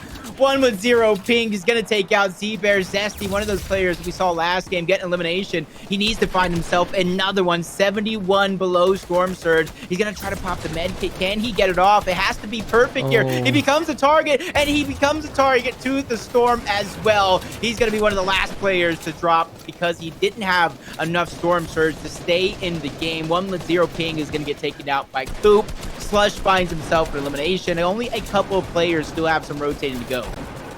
Yeah, we're seeing the half and half zone right now, pulling maybe towards like sort of halfway in between the congested side and the dead side of the zone. Last game we saw it pull only to the congested side, so it allowed a lot of the players that were on that congested side to just sit in their boxes and chill for a few moments. It's going to be a little bit more difficult for players right now to rotate their way in, especially if they are on that dead side, having to rotate up the hills, trying to manage to get to high ground if they can. I think Reciprocal right here is on high ground. He is looking very, very good with his loot. He's got a decent amount of materials as well to his name. He's got one of those big pots as well, so if he does take a bit of damage, he can heal up, but I don't think this is going to hold. Taking height this early is a very, very bold play, especially since he still has a bit of a journey to go. And depending on if he wants to expend the mats, he definitely could, but there's definitely a ton of players, Revives being one of them, that have the jump pads, that have their threat in their pocket to kind of claim a portion of that high ground, make a battle for it. Crackly is going to be right next to Revive. A lot of these players, they like to make their opponent pressure them, get them to waste that jump pad. Revive's not going to be pressured, though. He's just immediately going to use it. He wants to get ahead of zone, so that way he can try to be ahead of a lot of these players, get as much of the real estate as possible, make his job and journey that much easier for those players that might stay behind, that might try to travel all at once. They might find themselves a little bit congested, battling themselves for position. See everybody recycling those jump pads, trying to get in towards the front of zone. But I think the person who kind of used it towards the latest is going to have the most advantageous in terms of getting that positioning.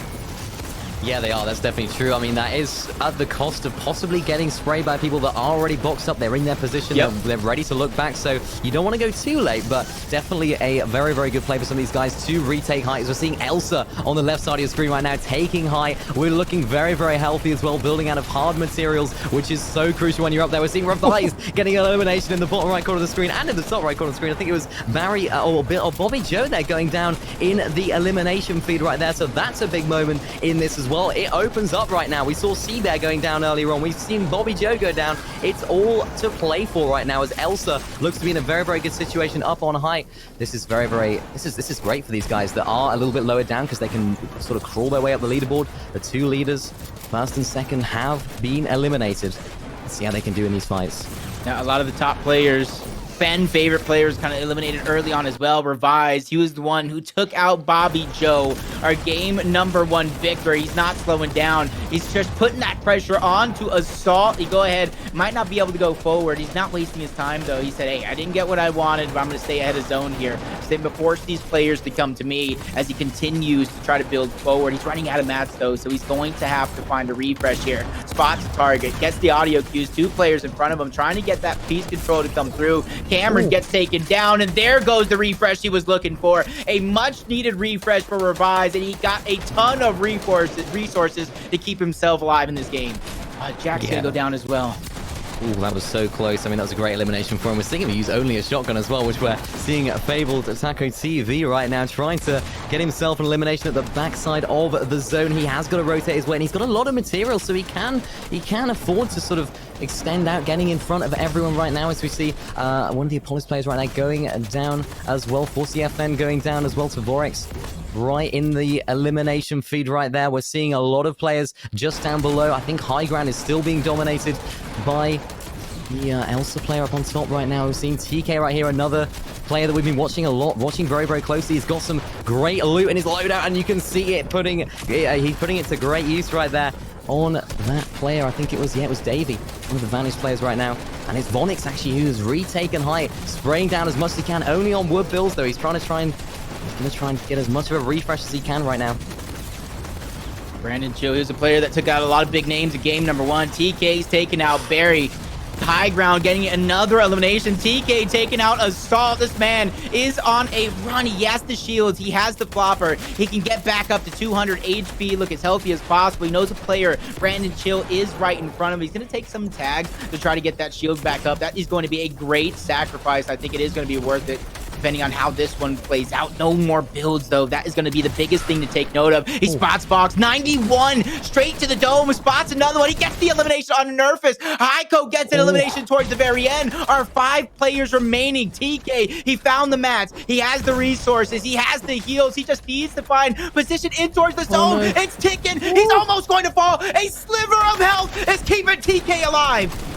This is so close right now. He has got that shotgun to use, but I don't think it has any uses. Vonix spraying down right now, applying that pressure as TK might be in a bit of a difficult situation. We're seeing Elsa, who was on high earlier on, is now dropping down, battling it out with Brandon, who does manage to get that elimination. Vonix looking low as though he's going to clear out this game, but maybe he's not. TK going down, getting an elimination. There's 3 chug cannons right there, getting himself in a great position, but it is...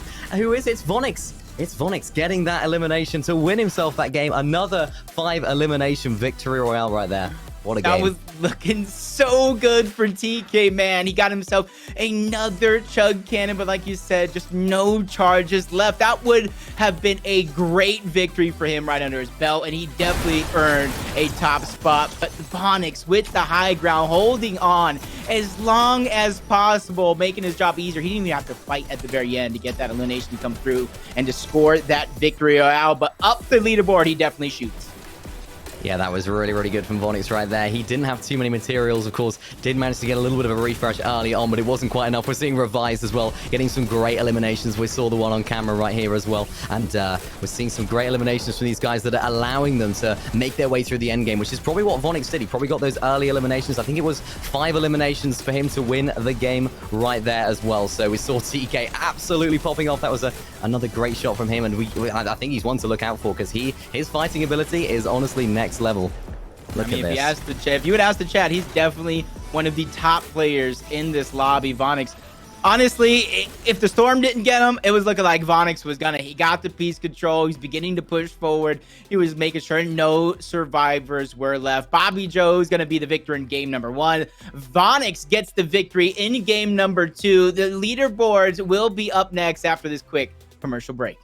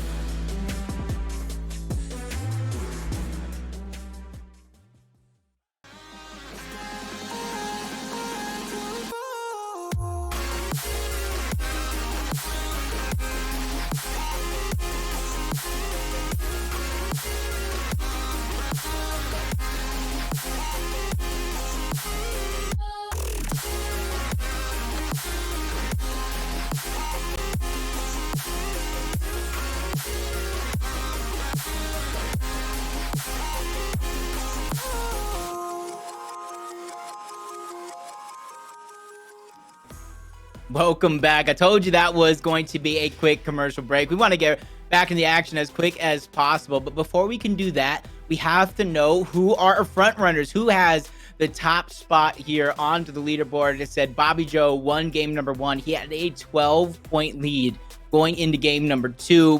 But you saw it, Vonix holding on to that high ground, getting that top spot, claiming first. But TK, let me tell you, TK put on a clinic, a ton of eliminations. He was surviving for a moment with just a sliver of health. He got the siphons, he got the refresh, he even got a couple of chug cannons towards the very end to get the necessary points.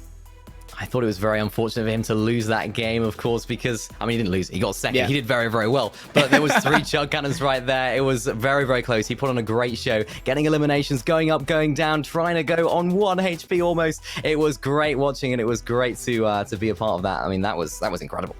Yep, we talked about the scoring. You need to have a great balanced game, and that's why we mentioned TK and Vonix, the first and second place, because depending on how TK did, his total elimination count after that one, he could boost up. He could be first at the end of the day, depending on where he landed in game number 1, but a lot of our top players as well did fall early in game number 2. So I talked about when it comes down to it, games number 5, games number 6, when you feel that pressure, you might see some of these players get more and more aggressive, looking to get eliminations, looking to kind of get as many points towards the very end, because we talked about $1,850 for first place, $1,200 for second place, $800 for first, and it just keeps getting lower and lower as that leaderboard goes towards our top 50 with over $9,000 in the prize pool. That's just, man, and these guys are just in high school. They've got to be eating a good lunch at this point. I think they must. I mean, this is great Fortnite competition. They're all competitors. They want to win. Yep. I'm sure they'll be happy about, maybe getting a bit of cash alongside it. But I mean, the show they're putting on for us right now, some of the eliminations, some of the plays, the end games, it is incredible. It's absolutely unbelievable, and it really is at the top level, and that's what I love to see. Yep, you kind of see already. Match number 1. A lot of these players, they're just queuing up. They're queuing up to go ahead. And some of these players, they might know the standings after the first 2 games. They might know the standings after or not. But at the end of the day, whether you're on the leaderboard, I still think after 2 games, it's too early to change up your play style too much. A lot of these players need to continue like business as usual. Sometimes it's not the first game that matters. It's not the second game. But if you have a pop-off games number 3 and 4, you get the victory royale, a bunch of eliminations to kind of back you up, you'll be right into the hunt towards the very end. This is game number 3. This is right in towards our halfway point where these teams are going to begin to feel that pressure. Yeah, such an important stage of the tournament. Maybe if players were a little bit nervous going into this, maybe they're a little bit less experienced, the nerves would most likely have been settled right now. But of course, if they have a really good start, they can maybe settle down themselves, make sure they don't get too ahead of themselves, because if they are maybe leading the leaderboards right now, they do want to make sure they're not making any risky plays. And likewise, the people down below, they still have plenty of games to clutch up, maybe get themselves up into the higher standings of the leaderboard, because with this format, you can turn it around. You can turn it around so quickly. And I tell you what, I think right here is going to turn it around because he's got himself a llama nice and early on. Of course, this is a really, really good situation for him to be in right now. Yeah, it's definitely much needed. We saw how much it played a role towards the very end, especially when it comes to Storm Surge, because that's one thing to kind of note on. If you kind of have that chug cannon and you're down in Storm Surge, you can definitely sacrifice trading shots to get the tags, but there it goes. A couple of battles already early on. They're not going to have to kind of trade tags as one of these teams, one of these players will get the eliminations, and he's trying to escape. Capaholic gets into the semi, and he's trying to find his way out.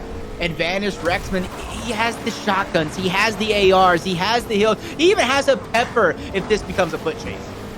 Yeah, I mean, it's looking like it's a bit of a car chase right now. Are we playing Fortnite? I think I think we are. This is great. I mean, you see Rex right now just going in a bit of a car chase. Those off-road cars are a little bit quicker than these trucks, of course. Now, this is going to be very tough. I don't think this is the best play, honestly, because there's going to be so many people. We saw a lot of players landing at Misty Meadows, of course. We saw a lot of the top players as well, people that are doing really, really good at the moment that are landing in that POI. So maybe they don't want to rotate on in there. Maybe it's a great elimination right there. And another take the L. I love that. I think that's great. You got it. A lot of these players have played against each other time and time again. They've obviously qualified against each other coming down into the top 100, especially the ones that have a contested spot just like this. A lot of people, they get a little touchy over if somebody lands at their spot. They don't like anybody to kind of claim or touch their loot. But coming down to this one, Hoxito, he doesn't have any builds. He takes a bit of shots. Wriggle is going to get that elimination very, very early on. This where a little Zeke, he got that elimination. He claimed a risky rails all to his own. He's going to have a bunch of opportunity and time here to get the resources needed. He already has the weaponry. Maybe he can try to look for a big pot if he so wanted, but he doesn't need to. The storm is close, so he can go ahead and traverse towards safety in just a quick moment. But Taco, this is one of the players you were kind of noting on early as well. Ooh, almost got him. Yeah, he played very, very well in that last endgame, of course. To make it to endgame, though, you have to be winning these off-spawn engagements. He has got that compact SMG, though. This weapon is incredibly good, especially off-spawn, because a lot of these players don't have the materials. You can't hold too much against this weapon. If you have the ammo, you can keep spraying it through people's walls, and at least one of the bullets will go through, as we're seeing a lot of SMG usage right there. That's Ishika right there going down in the elimination feed. We're seeing Tonka right now trying to find as many angles as he can, getting that piece control and making sure that he's claiming all of these building pieces, so that if he does get an opportunity, which he does, there's a beautiful 161. Now we'll see the compact SMG coming through as he does spray it through. And this is what I talked about, where they can go through the walls as well. These shots are going to be so crucial as this other player is running low on materials, running low on HP as well. He's going to try and get into his box and make it into a close range engagement right now. Able to Tonka right here, if he can make himself in a good position. He does take a big damage shot though, but he returns right there on Nuki, who does fall to the mighty Fable Tonka right there, who does take him out. Yeah, and judging by the amount of resources he was able to kind of collect on that refresh, he was just out of mats, out of options, and out of live. But Assault, one of the players who make it towards the very end, going up against Hide and Seek. He does have the chug cannon to try to trade off these shots that I was talking about for the Storm Surge that has been a factor in almost every game so far. Back-to-back games, Hide and Seek, he does have the shields, but just common loot to kind of battle this exchange. Takes a shot quickly, gets through the covers. He's not going to slow down. He's not going to back down, especially knowing that he does have this shield to kind of back it up. Assault peeks through, tags him up, dropping him down to the white heals, pops a mini, but none of those pieces are his. He has no resources to defend himself, so Assault, it's like almost taking like candy from a baby here. He has the picking, he has the choosing. It's his pacing if he wants to take the fight. 61, he knows Hide and Seek is basically dead to rights. He has the piece control. Hide and Seek is just prolonging this fight. Almost gets third party. Was that kill taken away? Assault is going to get the kill in the end, but Tweety, now it's your turn. Back-to-back eliminations here for Assault if he can take this fight. So unreal. I mean, he's fought one. Now is a take two option right now. Is another person rotating on in.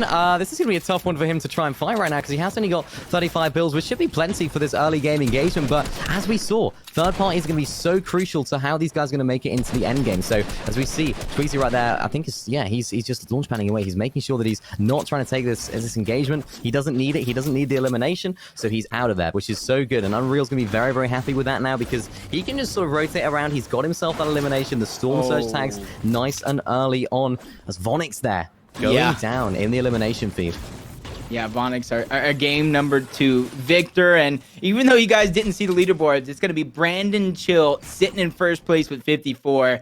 TK with that big victory, or I should say placing second with those big eliminations at 46. Bobby Joe, winner of game number 1 at 45. Vonix, our game number 2 victors at 41. And 37 is going to go to YG Matt sitting in 5th place. And from there, it's only a few points here and there separating a lot of these players. So it's still anyone's game at this point. It really is. And what's interesting is the top 2 players right now, they don't have an elimination either. Nope. Brandon or TK. They do not have a victory royale to their name. So this is going to be so crucial for them. If they can just close out this consistent gameplay that we're going to see from them, they have a very, very good average placement. I know Brandon himself has got an average placement of 5 so far. He's got 5th in both of the games, which is very, very impressive. So if he can keep that consistency going throughout this whole tournament, he doesn't need any victory royales. We're seeing Unreal here as well, trying to rotate his way out, making sure that he can use his materials effectively to try and block any incoming fire from lots of different locations. We were talking about this before. This is definitely a very, very difficult place to fight for a lot of these teams. We saw a lot of people rotating on into this area, and it's a definite pinch point for a lot of these players. We're seeing Niku right now using that static launchpad, rotating his way into zone as well. We're seeing Grand Finalist to his right, doing the same. Quite happy to do that. Zesty, though, not looking in such a good situation. Yep, going up against our 2nd place overall. He got 2nd place in the last game, a big number of eliminations, and he's continuing where he left off, getting that elimination onto Zesty. And an interesting decision here. I got to go and ask you, taking the inflatable over the sniper in solos, do you agree with it? Do you think it's just all preference, play style, as another battle's going down right before our very eyes? Yeah, there's a definite situation that a lot of players will find themselves in a lot more often than not. I think it depends on whether you are skilled with a sniper or not. Personally, in my situation, I would definitely take a sniper over that rotation of the inflatable. The inflatable is very, very good though, because of course it has unlimited uses. It does take a little bit of time to refresh, but if you do, you know, use the sniper shot, you can expose yourself a little bit if you make too much of a peek. And I think Flu, Zetnal's right there coming in with a bit of a peek himself, and Jinas takes out him right there. TK using one of these inflatables right now. This is fantastic to see as he's rotating his way in. And this is what these inflatables are really good for. These mid-game rotates, you're not gonna take any damage to the first shot that someone shoots at you. So it does take a little bit of while to refresh and reload to be able to use this. He's just being a cow. It's great. He's looking like LeBron the way he's dribbling up and down the map right now to perfection. But Assault, he's feeling that pressure. He has the chug cannon, so he's going to have a moment here to kind of get as much HP as back as possible, get the shields back up as well. But depending on how many charges he does have left, he has to begin to push forward. Otherwise, he might have to expend that jump pad to continue his journey in game number 3. But another player's not backing down from this fight. And this is where I talk about, depending on where you are in the leaderboard, you might have to take these early fights, especially if you have 0 points going into this game. Yeah, you talked about it earlier about how important this chug cannon is. If you do, of course. But this chug cannon, very, very useful to take these storm fights. Of course, it has those unlimited uses, of course, as well. It's only a 1 damage zone right now as well. So they can definitely afford to maybe spend a little bit longer than they would usually in the storm right now. And I think it's, yeah, the player right there uses the launch pad. It's Niku who manages to get away. I don't think he's got the white HP or the white heals that Unreal does, of course. Unreal, a very, very talented player, of course, a very experienced player as well. I think in the recent DreamHack, him and his duo got 7th in the Opens qualifiers. So that was really, really great to see from them. He's got that experience of playing in these high-tier lobbies. He's very, very good at that. And this is what we love to see because he's rotating on in. He's got the great loot as well. Yep. Like waiting to the very last moment to kind of splash himself as well. That way he doesn't continue to take damage. Nico just floating right by with that inflatable Assault. Just, you know, at this point in time, that depending on where everybody kind of has to rotate in, a lot of these players have to be very, very cognizant of when they kind of shoot their targets, when they want to start one of these battles, because at the very end of the day, you might pick up an elimination, but it might cost you your game at the end of the day. And then another crowd favorite, Chronic J's here, joining us, what I think might be the first time, and he's not necessarily having the best day after 2 games, but with 6 total games, that's more than enough to climb yourself out from the depths if you're not having the best time. Yeah, Chronic J's another very, very experienced player in this lobby. I think he's the only player that has qualified to the Season 7 Grand Finals of Trio FNCS this season. So he knows how to play in these very stacked, very high-stakes lobbies, as Bobby Joe has proved he can early on in game number 1. He's in a bit of a sticky situation himself, though, of course. A lot of fire around him. He doesn't want to go anywhere near that because it could lead to his elimination, but he's looking pretty good. He's got decent enough loot. He's got materials, and he's sitting in a pretty decent area zone. Yeah, he cannot have to move for a while depending on what type of RNG he does get when it comes towards that zone, but plenty of players all around him. And one of the big changes as well to Slurpee is there's no longer healing that goes down there anymore. Am I correct in that one? Yeah, that's true. They actually recently changed it, so you could used to sort of go in the swamp area and you could sort of heal yourself up. It wouldn't do too much healing sort of ability right there, but it definitely could be saving somebody if they were in that sticky situation. Right now, we don't have it. And this is a really, really interesting zone because you're going to see a lot of people maybe using to or opting to swim in the water instead of having to build over and waste those materials. So this sort of southwest side of the map, it's a very, very interesting place to fight because there's not too many hills and it's very, very there's a lot of trees there, so it's not too open. You can make pretty simple rotates without having to expend materials, or like RX Hates right here is doing, he's inside of the actual sludgy swamp area and making sure that he can refarm to make sure he has enough materials to make his way through the end game. Yeah, the only thing about this one is there's a lot of players who are going to be looking to do that same thing because you're already seeing your mini-map. They're just scattered all over, all around. But I like the layer that Hates has. He's in between kind of 2 players here, but it makes it to where they have to make the same risk that he's making now if they're looking to try to get any damage, looking to try to get eliminations. And this is where I would continue to try to claim as much territory in, because you could already see Sludgy Swamp is already towards the center portion of the map. So the chances of it continuing to push players in is going to be higher, but Weasley, he took a bit of damage. He's trying to hide in towards the tree, but you cannot hide from Nico. He cut like Jaws. He found that player. He hunted him out, and he got the elimination at the end of the day. Nico's a player who's just been showing up left and right in game number 3. Either it's eliminations or great rotations to stay alive. He has that balanced game we were looking for.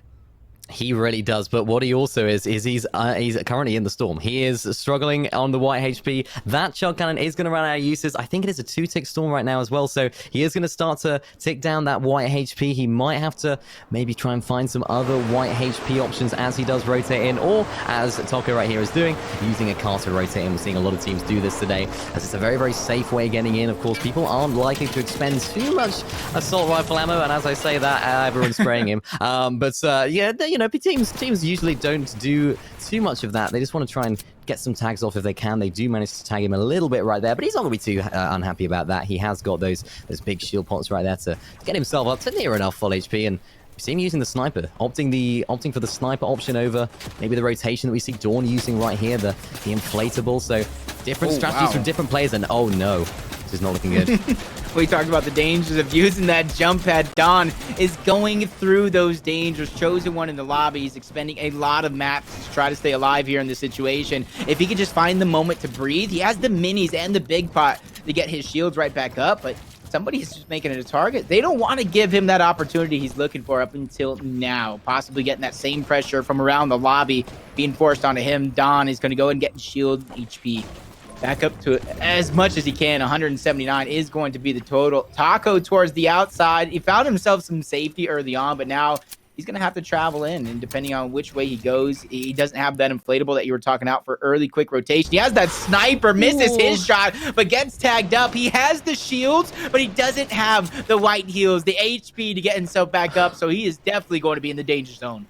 And look where he is. We're seeing Elige right now as well. He's out there. He's all alone. He's stranded. He needs to call for the Coast Guard, I think, because he's out in the water. He's trying to swim his way in. I don't think he's going to be able to make it in, because there's going to be about 3 or 4 different individual players looking over. He does manage to make his way in, but Elige right now is going to be looking at this situation thinking, okay, this could be a free elimination for me. Maybe a potentially loot upgrade, maybe a bit of siphon as well to get my full HP without having to waste that big pot that he's got in his inventory right now. He's just going to chill and know that that's that player out in the open there, the Taco player. He's not in the best situation.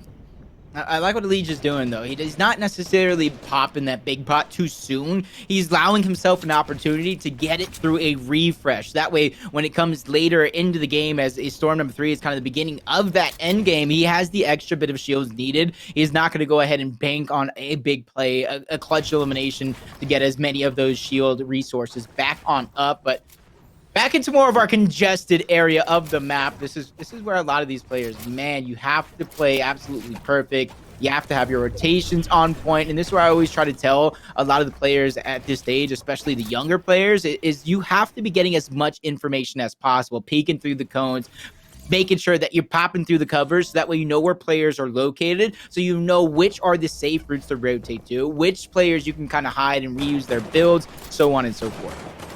Yeah, it's almost like a radar, getting as much information as you can about the players nearby, the rotates you could possibly make. That's what you see a lot of these better players doing, is they're looking through their cones and they're making sure that they can tell where they're going to rotate. So he might be thinking right now, Brewy right now, maybe do I rotate in a little bit earlier, maybe I go in a little bit later. He's not too far from the zone, of course, but he does run the risk of getting absolutely focused by every other player in the lobby. So he's got to time it to perfection. This is what we're talking about, using his lookout, his ability to look out at other players to his advantage through the cone, and he does extend out in a perfect position.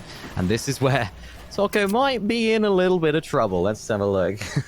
Yeah, I can already see towards his right, Elige is still one of those players that knows he's weak. He saw Bobby Joe connect with that sniper shot, and you got to imagine, depending on how confident he is on heal. Oh my God, that scared me for a moment. Almost taking the tag. You don't have the heals to get back up to.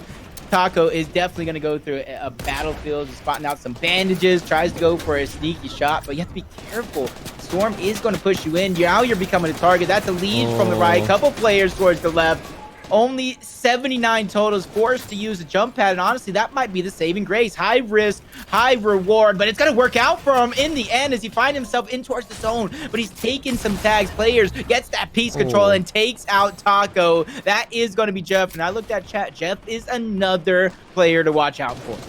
Yeah, Jeff, very popular player amongst all of these competitors today. He's another streamer himself as well. He's very, very popular amongst the community, so I'm sure they'll be happy with that. But to be honest, Taco right there made a really, really good decision to use that launch pad. That was a really, really great rotate.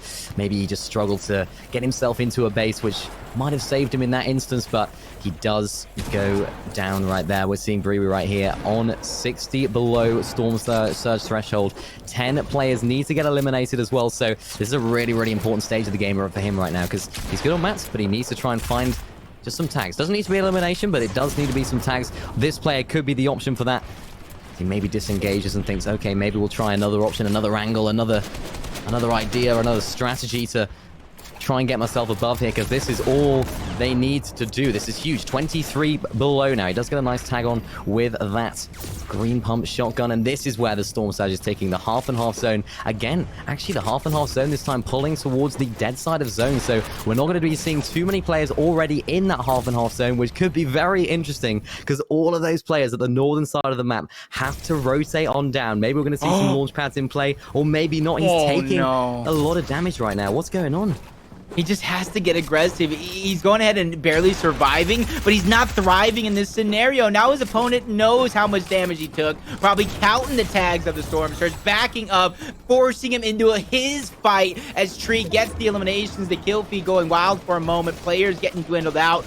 Flamin trying to go ahead and pop the hop flopper to try to get in towards the zone, get as much of that position as possible. Nervface, the player with 35 points, the inflatable. It did look like he got the refresh in terms of the siphon, trying to get himself a position, a quick and concise, decisive rotation, getting himself some good real estate as well. Good high ground layer. He's not forced down low towards the bottom. He's not as high as he could possibly be. Almost a perfect layer for him.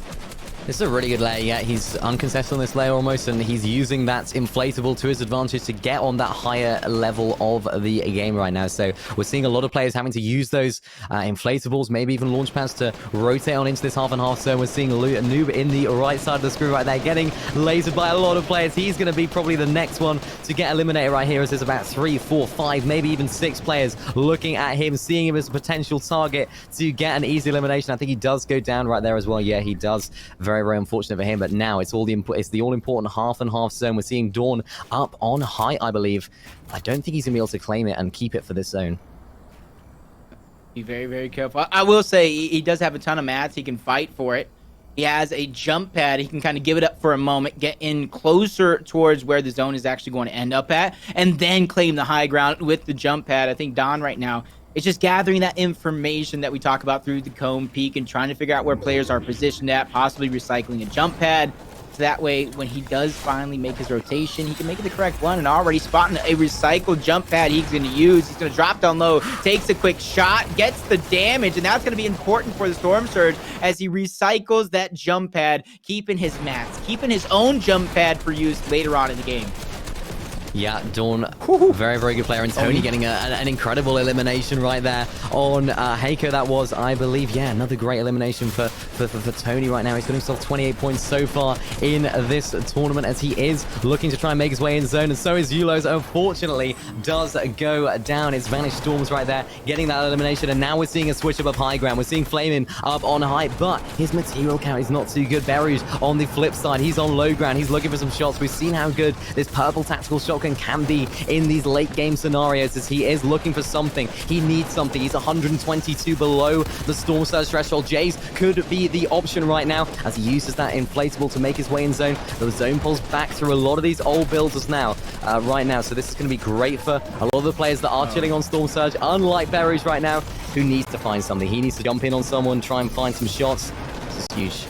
Yeah, he's trying to get ahead of where the zone is at. That way he can pick and choose which players he's trying to get that damage on. That absolutely necessary damage to get ahead of that Storm Surge. Luckily, those players, Jeff is going to get one. We got Native, we got Don, all getting a piece of the pie. Ooh. Patriot getting one. Baru's getting that refresh that he absolutely needed. He's going to get the mats as well. Patriot, he has a good layer in towards the mid-game players above. Players below is going to try to recycle as many of these builds as possible for the end game. He has the chug cannon. He has a jump pad as well. Multiple players still going down all around him. Nico is getting elimination as Patriot is looking like smooth sailing as he finds himself towards the front half of the zone.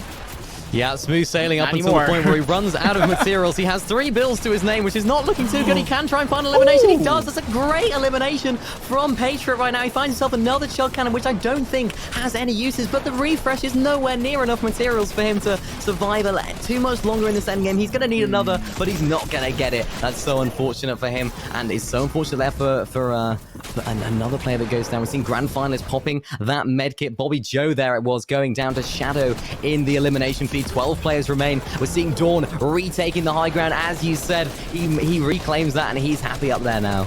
Yep, towards the very end, you got to think, well, everybody's kind of funneling, focused on what's in front of them.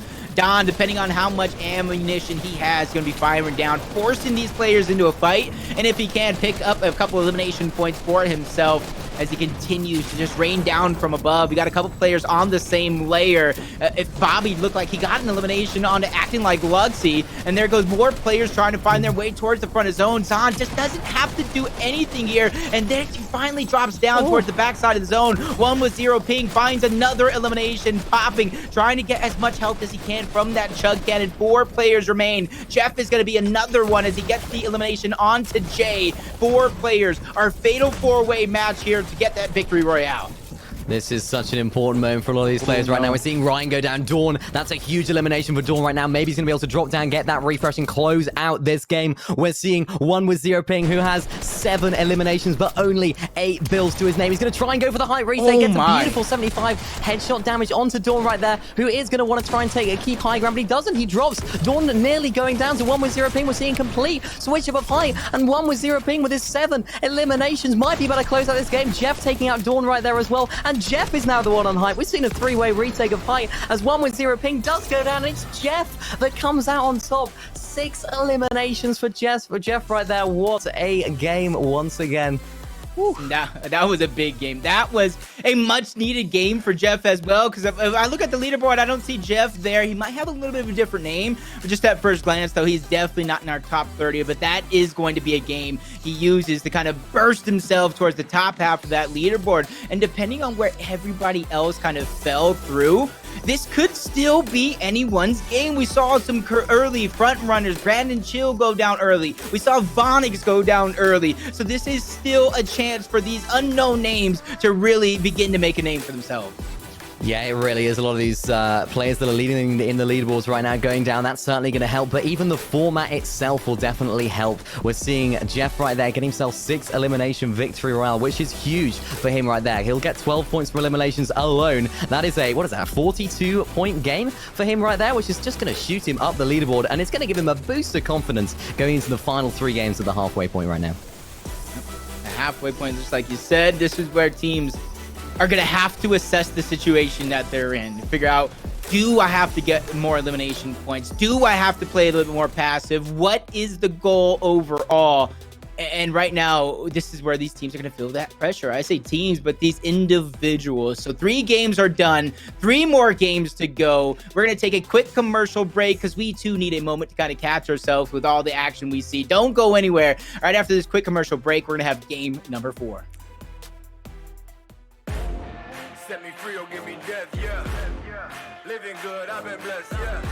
Shout out all my enemies, all the best. You can set me free or give me death, man, I'm on my way, yeah.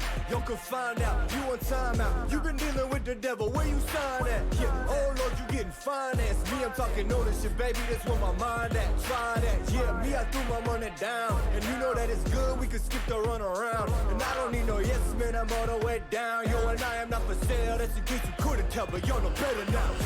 You can set me free or give me death, yeah. Living good, I've been blessed, yeah. Shout out all my enemies, all the best. You can set me free or give me death, man, I'm on my way, yeah.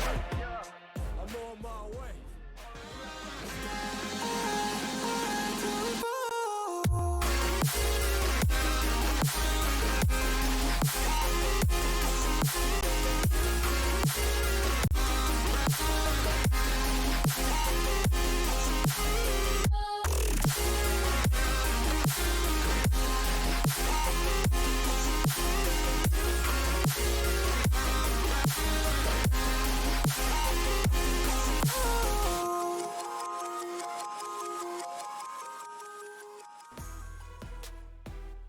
An awesome, a fantastic, entertaining 3 games gonna kick off the day. The Play versus High School Series NA event #1.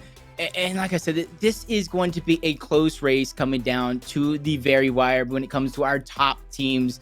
After 3 games, what have you seen? What have you noticed? And what are some of our front runners going to be looking at and coming into game #4 and games #5? I mean, look at that. We're seeing Brandon keeping his place at first place on the leaderboard right now, only by a margin of 3 points, though, of course. We're seeing Jeff in 7th place right there. We talked about it. I think he got 42 points in that last game alone. So he's just got himself, like, so many points. He's got himself 42 points out of nowhere. Now he's at 44 in total. So Jeff could be definitely one to look out for. He's not too far away from the very, very top. We're seeing Dawn right there as well, who did manage to get himself a very, very high average placement as well. He's got himself an average placement of 12th so far, which is really, really good. Not quite at Brandon's level of 10th, but he's definitely doing very well. He's been very, very consistent, made it to every single endgame as well. We're seeing Jays there in 11th as well, someone we've been looking out for a lot, getting a lot of eliminations in that endgame as well. This is a really, really close one. Yeah, and you can already see when it comes down to it, only our top 50 teams are going to get a piece of that pie today, from the highest being $1,850 to the lowest being just 50. And we've seen, just like you've mentioned, Dawn just shoot up the leaderboards after 1 game. And there's only just a couple of elimination points, maybe a couple placement points separating the top teams. So when I look at this leaderboard and I see in ranks 31 through 40 here, only having 24 through 20 points, I am not a single bit worried. I just hope that can translate into them, the ones that are actually playing, to know that it's not how you start, it's how you finish. You could pop off at a moment's notice, have 1 big game, and then you're in the running for the money. So you have to make sure you stay confident, you stay composed throughout the entirety of the 6 games. Yeah, the format really sort of rewards any sort of style of play. You know, maybe you want to go for 1 or 2 really big games, get some high eliminations, as we saw Jeff just doing right there as well. Or you can just stay consistent. We're seeing Dawn employing that strategy right now. He's staying very, very consistent. He's making it to every end game, and he's doing very, very well to play like that. So we're seeing a multitude of different play styles, and they're working out, which is great to see. Yeah, I love to see how, like you said, different play styles are working out from a lot of these teams, from the very, very aggressive, I want to get as many elimination points as possible style of play, to the very, very passive style of play. And honestly, what is any different from way back, Booga and Psalms? 2 different play styles, both of them reaching the top of the leaderboards back in the day. But we don't want to talk too much about leaderboards because it is still anyone's game. 3 more to go. We're going to jump right into game #4 in a moment. But this is where we could take this moment to kind of ask, is there any strategies that you think it should switch up? Do you think players should kind of switch up their POIs, especially seeing the map overview right now? Well, I think a lot of players right now, they'll sort of be looking at their position on the leaderboard thinking, okay, maybe I need to change up a few strategies. They're very, very streetwise now. They know how the games are going to be played. Maybe they need to change up their rotate because, of course, a lot of teams will be struggling off spawn, so maybe they switch up their drop. We might see some interesting changes to those drop spots, especially for the players that are maybe leading, or maybe even players that are a little bit down below, because we saw from Jeff right there, you can pull it back. All you need is 1 big game, so you want to make it to that end game, especially if you can make it into that end game with a lot of mats, being healthy as well, getting some good shield backups as well. Pluff right here looking pretty good right now as well, using one of those heavy assault rifles. Well, not anymore, but he was, and this is a beautiful little loadout for him, nice and early on. It's a very simple loadout, but it's something that he needs, and this is the skirmish at the IO base. We talked about these earlier, about how important these are. They're very small. They don't have too many chests or loot, but they're very, very powerful locations if you can get them maybe contested, and you can win the fight, or if you get them unconned, then it's going to be so powerful. Yep, another great spot. It's not, I would think, the highest of tier spots to go down, but in terms of solo, stealthy strongholds, it's very good loot, and even if you are contested, you can kind of split it just like this. Yeah, Apollo's looking like he's going to go to the main portion of all this loot and get control, but doesn't have a shotgun just yet. No pump, no tack, nothing. So he's going to play it a little slow. I know he knows that player is there, but not playing it slow is going to be these 2 players up towards Weather Station. And early on in game #1, this was an uncon spot. So you're already seeing the pressure, the game playing out, and players forced to switch up their spots. Edie is going ahead and trying to claim some different reposition, a little bit of the high ground, but he takes a big tag, trying to take a moment to get the shields right back up, but he is just being aggressed on by Slush, who's going to hold and maintain as much of the high ground as possible. Yeah, Slush right here applying that pressure, which is so crucial. I believe he was landing at sort of the house towards the eastern side of this location. So maybe he's either rotated straight in there, or he might have switched up his drop spot, saw that Edie was going there alone and said, you know what, you're not having that whole place to yourself, my friend. I'm gonna challenge you. I'm gonna have a battle here. And it looks as though he is doing very well at that. Edie having, of course, a lot of spare heals, a lot of spare shields. So he will be able to get himself back up to that 100 shield and HP situation. Slush as well. I think he's popping something down there, as this is a really good place to fight. We talked earlier about third parties and how crucial they can be and how annoying they can be to your game if you are taking too long with a fight. But these guys, they're up on a hill, they're on the edge of zone, they're looking very good. They can take their time with this fight, as you see them doing.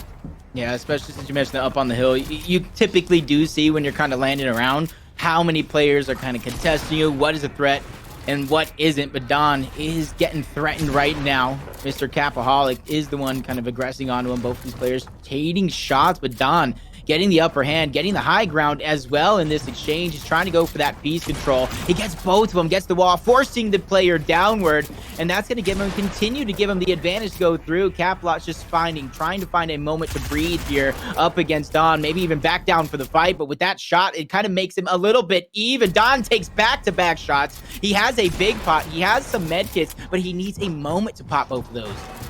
Capaholic's not slowing down. Oh no, this is going to be tough for Dawn right now. He's going to be very happy with how he played in that last game. But right now, it's a very tough situation for him. He's connecting with a 98. He's about 2 HP, this other player right now. If Dawn can connect with one more shot, a grey pistol, even a rusty can would do it for him right now. And he does get the beautiful shot on the opposing player right now. Dawn, with only 16 HP, manages to get that early game elimination. And who's that in the water on the bottom right of your screen right there? Somebody could be maybe sneaking up on him as well. Hop back on over to the Slush fight right down at the southern side of the map. We talked about it, how this fight can take a little bit longer. They don't have to worry too much about third parties' opponents, so they can be a little bit more careful. And Slush right here employing that strategy, doesn't have any reserve shield. Maybe he used those audio cues of Edie right there popping his plethora of shields that he had in his inventory. This is a good disengage from him, I think.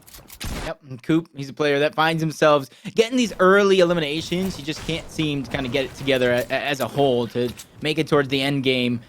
Consistency utilized is another player that we've seen a few times on towards the stream.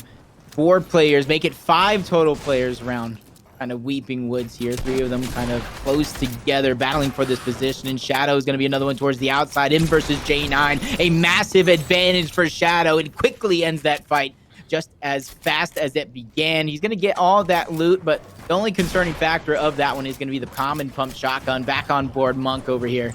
Or I should say Coop. He found himself kind of giving up that high ground, but it's just because he's chasing this player. He doesn't want to let this, what he thinks is a free elimination, go to waste.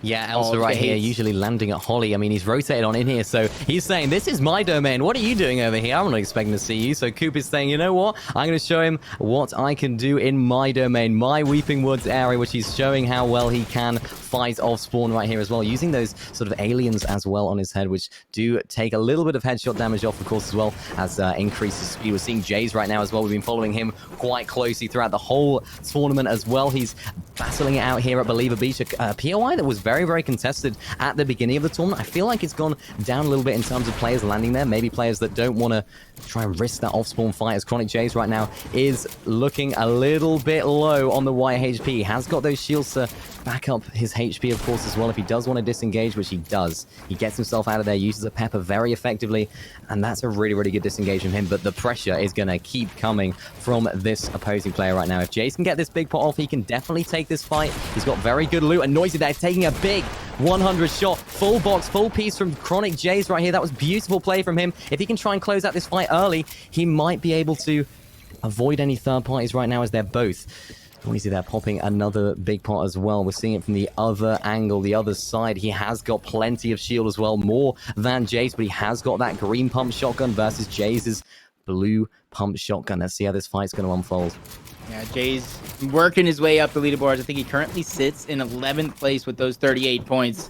And these are the fights, especially when you're kind of not sitting at the top of the leaderboard, you're kind of sitting in the middle when you're looking for eliminations that you need to take. Nobody else is around. No threat of a third party to come through. Noise is just being pressured and finally taken out. Jay is going to get that elimination, getting 2 points for that one. And because he got that elimination at the right time, he gets an extra one due to that placement finally kind of creeping and seeping in, and he finishes it just in the nick of time towards the end of Lever Beach. That's going to be Vanish Tony, another strong competitor in this match, making his appearance.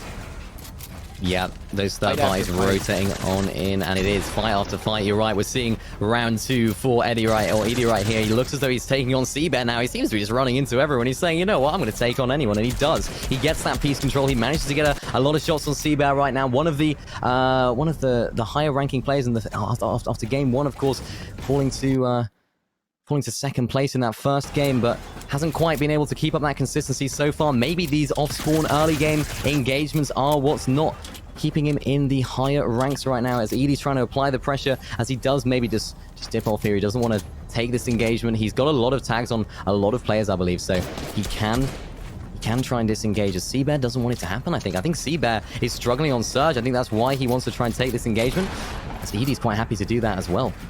Yep. Whoever kind of wins this exchange is going to get the 4 med kits, the minis. But Edie needs to pop that med kit in order to kind of keep going into this fight. Either way, he just needs to figure out a moment to kind of reset. He's not going to be able to use that jump pad. They have built over it. With 20 HP, it's now or never for Edie, as he's getting pressured by Seabear. He knows he's trying to get that HP up. He knows the opportunity is there. Seabear gets onto the turret, and he gets shots from above. He's continuing the battle, and Edie just makes it work. Absolutely embarrasses Seabear in that exchange. Oh my, using the turret, I like the idea, but it couldn't quite come off right there. Edie capitalizing on the static nature of someone that sat on that turret, of course. They just stood still, they sat still, they're just in that turret. You can get an easy, high damage pump shot on, which is what he did right there. That's huge for him right now. He has the med kits to pop if he does need to rotate into zone, which I think he does. He's got to go quite far. It looks as though it's up to the sort of northwest side of the map, so he's got a long way to go, but hide and seek right here. Using one of these cars to rotate in. These cars are very, very quick, of course. We're seeing them introduced into Season 7. They're 4-seater, of course, used in trios a lot and team game modes, but solos, they're just as effective as well at rotating their way in. Jay's wanting to take another fight right here. Is this Wriggle, I think, who is in an engagement against him? Yeah, it is. It's going to be a tough one for him. We're seeing him use the car as well, of course. 33 body shot right there. Jays gets the shield crack, of course, as well. If he can close out this fight again, this is going to be huge for him. If he can get this early elimination again, 2 eliminations early on, it's going to set him up for the end game. He gets stuck in his box. Oh no, he has to reload his shotgun, but he manages to get it done in time. Only 38 HP to his name right there for Jays, but he manages to close out that fight once again. Back on board, Jeff, though, kind of player. A big game. That's all it took for Jeff to kind of prop himself towards the top half of that leaderboard. And Jay is continuing to prop himself up as well. Just a missed edit. Wriggle was almost able to kind of turn and burn on towards Jay, but at the end of the day, Jay's the one left standing. And I do believe he's that player rotating in onto the mini-map. You see Patriot trying to get away. Jeff's going to go ahead and pop that med kit, get back on up. Ant's going to go ahead and get taken out into our kill feed. So Storm Surge is not going to be a threat just yet, but it will remain a threat, I do believe, later on in the game when these players get dwindled close together. Jeff gets sniped. Only 45 HP. He does have the shields, but does he have the time? Patriot coming back for more right now. He disengages, but he looks back and he thinks, actually, you know what? I might actually push Jeff right here. Jeff is definitely going to be bringing on confidence after winning that last game, of course, though. If he can manage to get some great shots on right here, this is going to be so crucial for him to win this fight, to keep that momentum going, because I know Jeff, he knows that he's got to keep the momentum going for that the rest of these games now. Connecting with a few shots right there as well. Maybe trying to pop this medkit if he can. Patriot is definitely not going to allow him to do that. If he can get a high damage pump shot on, though, he might be able to force Patriot to disengage and maybe think about not fighting this right now, as Jeff takes a fight on his, or takes a shot on his own right now. This is very, very tough. This is a very tough situation for Jeff right now. If he can pop this make it, it's going to be great, but he gets a great shot off as Patriot jumps in his box. He's so good at box fighting, Jeff. We've seen him do it so often today and in previous games, but not quite in that engagement right there. Patriot comes out on top. The snipe is what did it for him. You got to think that. the fly name is real. He flew from above to get that necessary shot, and you got to think that a little bit of high ground probably gave him the extra headshot as well. Patriot is living to fight another day. 21 points. He still needs a big game. He still needs a big game here in game number 4.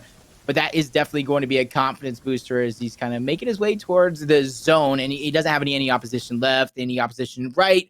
Maybe a couple players in front of him, but once he makes it towards the edge of the zone, the next one's going to prevent itself. That's when everybody's going to have to rotate in. So hopefully Patriot can live, find himself a spot in towards the cracks to continue on and try to dominate the rest of the lobby. Yeah, it's going to give him a great confidence boost as well, of course. If you eliminate the game or the winner of the game previously, it's got to give you a bit of confidence boost. You know, you think if he can get a victory royale, then so can I. So let's see if Patriot can close out that game right now. We see Dawn actually rotating on in towards the Storm area, which is a very interesting rotate from him. Maybe we're going to see a connection. We do! And it's Patriot taking out Dawn. What a shot from Patriot. He is a sniping. He's insane at sniping. What am I seeing? And we see what we were talking about kind of in game number 2, where we were talking about inflatable over sniper. Which one are you more likely to take? Him in that choice, he was taking the inflatable for most of it. Or the sniper, I should say, for most of that one. Gets the refresh. And as we get in towards endgame, I like the decision to kind of switch the sniper out. You're not going to have very many opportunities to kind of use it in general, let alone get a sneaky headshot like that. So he wants to go ahead and move more towards rotation, more towards a fast way in towards the zone. But just like you mentioned, you can kind of take a shot once you're kind of bowling around. Yeah, that's definitely true. I mean, that sniper won in both of those mid-game engagements, so that's going to be a really good thing for him. Of course, he's got the 2 eliminations. He's got the Storm Surge, of course, as well. So that's going to be really great. He's opting to use that of course, that cow, the inflatable option to rotate. And we saw Dawn use it so well in that last game. So he's sort of taken that off Dawn and said, you know what, I'm going to use this instead of you. Thank you very much. And I shall hopefully try and get himself into the later stage of this game. We're seeing Edie right here, who did have a bit of a skirmish off spawn, managing to get Seabear down very, very early on. So he's got himself very good loot as well. Look at that. Yep. And you see right there, right behind Edie, who we haven't seen much of him since game number 1, but he's probably just kind of sneaking through the wire. He's not too far down the leaderboards, but everybody kind of getting funneled in. He's going to have to be one of those players that makes his way just inches in towards the zone. He's passing Edie on his left side, putting himself in between him and another player, but everybody kind of rotating in a big chunk of players towards those drops. But that left one, with only 5 players there, anybody can kind of make their way to try to get it, but they also can make themselves a target in the lobby. That's something that kind of happens to me frequently when I try to go for a drop, trying to get that free jump pad. Yeah, that's true. 100% launchpad spawn rate. Especially in those, in solos. Of course.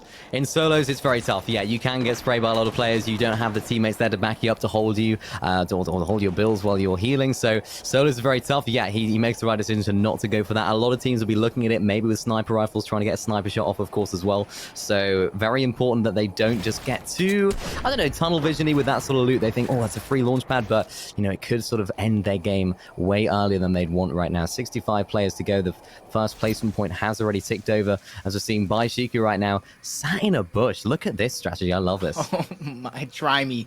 That's what they're saying. Try me. Pop open, whether you're going to edit a window, edit a wall, just waiting for that perfect moment to strike. So, Nightmare, you're going to have to be very, very decisive. Storm coming in, doesn't want to overstay their welcome, try to make their way in, taking a couple tags. Getting in towards the edge of zone, just only taking a few. It's only going to be a 2-tick so far. Not too much to traverse through, but oh my gosh, they just become a target and try to jump pad out, but just dying, getting eliminated to reciprocal, and the Storm damage. 64 players are going to remain, and a good chunk of those players, they're going to have to rotate, some farther than others, while some are just going to go ahead and sit in towards zone, probably claim some high ground and try to take shots on these players rotating in. Yeah, Brandon right here looking at First his place. rotate option. He's not Is our looking first too place? good. Yep, first place. We are looking at our first place option. He's not looking too good on the medium bullets right now. There's only got 4 in his gun, so he's going to want to try and maybe get a refresh using that purple pump shotgun. It is a very, very powerful weapon, of course, doing, I think it's 189 to the head. So such a great weapon to have in your inventory. A real great clutch weapon as well. So if he does need that, which I think he does, in towards the end game, he can get a refresh to get that loot up, of course, as well, as progress his way into the end game with those materials. As we see a lot of people now trying to rotate their way into the zone. Revised looking low on HP and very low because he has now been eliminated. It's Dr. Till right there getting that elimination. We're seeing the cows used once again. RX Hates making his way into the zone. He's going to be very, very careful that he doesn't get sprayed, of course, but he does so very effectively. He's in zone, and it looks as though he's got a lot of materials to work with as well. Yeah, I like how a lot of these players are not getting too greedy for positioning. They're just going to get in towards zone where they're comfortable and just building it right away. They're not going too deep to where they become a target, a passing target. Even though, yes, that would give you the best chances for that next 50-50 zone. Maybe you can get in front of it. Maybe you can get gifted it, but you have to pick and choose your battles here. 224 damage above the Storm Surge is going to be RX Hates. Plenty of players around, but this is where he's going to pick and choose the moments in which he peeks through, because realistically, he doesn't have to take shots, but he's going to, as he sees Dragon is going to become a target. He wants a piece of that pie as he continues to pour out that damage. Yeah, that could be free Storm Surge for him right now. I mean, you can see he's 222 above, which is a lot, but I don't know if that will hold completely all the way to the end. So these opportunities where people are getting sprayed, these are great opportunities. I think it might have been, I think it is. Yeah, it's a launch pad for him to use. Is so crucial. He does already have the rotate option of using the inflatable, of course, as well. We're seeing Heiko right there taking a lot of fire from a lot of different players. Lucy trying to get his way into the damage. He needs it because he's, of course, 3 damage below. All he needs is one more shot to get him above that threshold. Trying to find some people that are rotating in on the edge of zone if he can, using that purple assault rifle. But look, he hasn't got too much assault rifle ammo, so he's going to have to pick and choose here. Yeah, that south portion of the map right now is going to be very, very heavily congested, depending on what kind of damage you have towards the top half of the map. It could be smooth sailing, but it could be a little rough trying to look for those tags, as nobody is, or not too many people, I should say, but acting like Luxy is just taking a ton of damage. He's only 6 below. He has to find a target, and he's using some shields, which rightfully you want to keep him as much as possible, but you're just going to keep wasting these shields trying to survive. But you need to go ahead and get that 6 damage. But he's just hoping and praying in this scenario that 5 players get eliminated sooner rather than later, because if not, he's going to have wasted those shields and still have to find the sword tag. Yeah, he really is. A seen Ryu right there going down. We saw Bobby Joe in the elimination feed there going down earlier as well. Jay's taking out Brewy, but Bobby Joe, our second place player, is out. He is gone, as well as Brandon. I believe Brandon is still in, actually. Brandon was still, we were spectating him earlier, so that's great. We're seeing Elige right now as well, who is below. He's going to have to use this launch pad right now. He might get beamed out of the sky. He has no shield out of the sky. He's got to just jump on someone as quickly as possible after he pops this shield, because 3 people need to get eliminated, but he is 47 below the Storm Surge threshold. He's going to try and make his way up onto the high ground, try and find an elimination. Maybe an easy one for him right now. If he can find it, he misses the shot, though. The player is above his ramp right now. This is not an easy situation for Elige. He needs to get in on someone, and I think he goes down there. Yeah, Brandon going down, of course, as well in the elimination bleed, and it's Nuki there taking out Elige. That was tough. Yeah, first place player has gone down, so now if you're Bobby Joe, if you're TK, if you're one with 0 ping, if you're regular Bobby or Jeff, this is your chance to shine, to try to get those points, to skyrocket to the top of the leaderboard. Heck, if you're Riot with only 14, a big game. You need that first place player to get taken out. 59 points, only 6 points separated to start this game, him and first place. So if he can continue to make his way through, get the elimination points, maybe some placement points as well, he could be our first place player after this one, acting like Luxy, a player that was surviving that Storm Surge tags early on, finds himself with 150 HP and shield. So he made way. His strategy worked out almost flawlessly.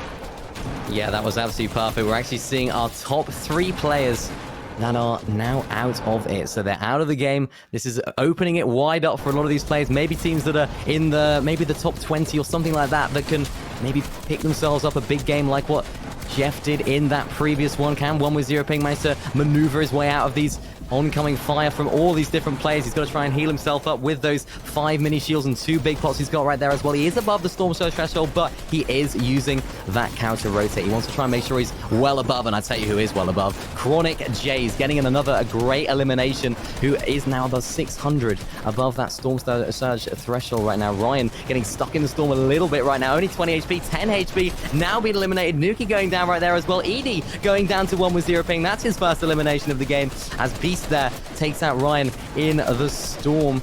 right in the elimination feed right there. Till going down the elimination feed, 1 with 0 ping, looking back into the Storm, trying to find some easy eliminations, get himself that Storm Surge as well, because it might fall. Who knows? 5 players need to get eliminated to have their games be saved by the by having no Storm Surge. Yep, 63 points. Just a few behind what I thought I saw Brandon Chill kind of end up. A chronic chase run has finally been ended by Elsa. Patriot continues to dominate, though. He got a couple of eliminations so far up into this point. Apollo's trying to make his way towards the end game. 17 points up into this one. It's not the best game, but making it this far, it's definitely going to bolster your confidence. Coop, another player, 2 eliminations in this game so far. Looking for a third. Breaks into the cover, but he gets eliminated by Patriot. I told you, actually no, Patriot just found another elimination. Just Crackly was the one who took out Apollo's. Cashy Washy towards the high ground, firing from above. He does have 151 extra shots. That's more than enough. And he gets another elimination from the high ground. 35 points, setting himself up for another end game. The damage, grand finalist feeling his pain. He's going to drop down low. He knows he needs more eliminations. It's not just placement for him. Yeah, it's a really, really good situation for him right now. He can get those eliminations from up on the high ground as well. You're going to see a lot of players like that player right there who are low on materials. You can see them in the wood. And that was a great elimination right there on PVKZ right there. We're seeing the comment right down below. He hasn't got too many builds to his name. Well, he's got 0 now. This is not looking too good. He has got that chug cannon though if he does want to try and play a little bit sneaky. We've seen the con man just being a little bit patient right now at the back of zone, but he can't be patient too long because Shay there takes him out. And Igna right there going down again. It's Shadow who takes him out in the middle of the game right there. Crackly trying to pop a medkit. This is intense. There's 10 players remaining. Oh my. Another great shot. Finally goes down.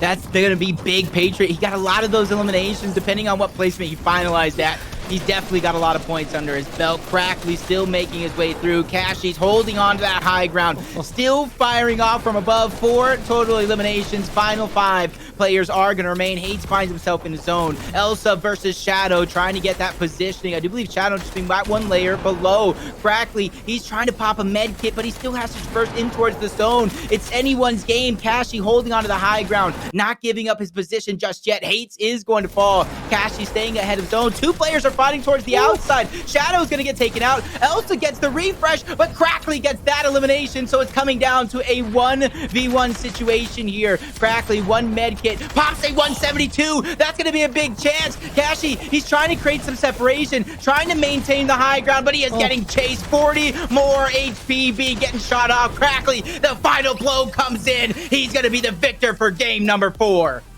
Wow, Cashy Washy up on high almost the entirety of that end game. I thought he had it in the bag, but no, it was a great 172 shot right there. That was incredible. We've seen low ground once again, the team, the underdogs, the players that you wouldn't expect to win the game. They've gone and done it once again. It's another victory off of low ground. That is incredible.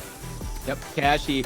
Previously, before that, game number 4, he was sitting in 38th place. So a good game for him. He got eliminations. He was holding on to the high ground. And Patriot even had a monster game. Depending on where he ended up at the end of this one, when it comes to placement, he could also shoot it up to the leaderboard. He's somebody that was sitting at 46 before this one. We talked about the big names, our first place, our top competitors going down early, and that was the perfect storm to make this as competitive as possible. Yeah, absolutely. Maybe we're going to see more of the consistent players that are going to be on top of the leaderboards as we do look at that. We mentioned Patriot earlier as well. 9 eliminations for him in that last game. Of course, Crackly coming out on top. Elsa with a great shot you're seeing on your screen right there. A lot of battling in the storm, and this was just the moment when Crackly won it from the low ground. I mean, that was very well played. He played 2 medkit plays in the storm. It was very, very tactical, very, very calm, and very, very patient. A true professional. That was amazing. No, it definitely was. And that's where we've gotten to see 4 different winners after 4 different games. And what more entertainment can anybody ask for at this point? With only 2 games left to go of the leaderboard, it's only anyone's guess how close it is. But don't go anywhere, because not only we're going to break down the leaderboard, we're going to come in hot with game number 5 after this quick commercial break.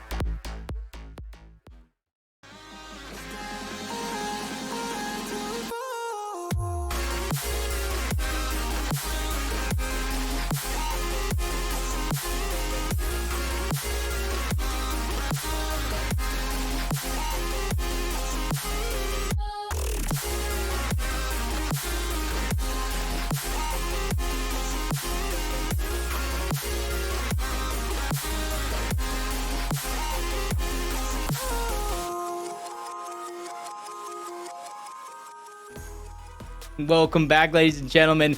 An intense 4 games, Mini Miner. A entertaining 4 games as well. 4 different victors up until this point. And after that game, a lot of our first place victors got out. So you had players like Patriot, you had players like Jays, you had so many different players that were kind of in the middle of the pack getting eliminations towards the very end. It was absolutely needed. It could be anyone's game at this point, but are there any players that you saw got a big game that they needed?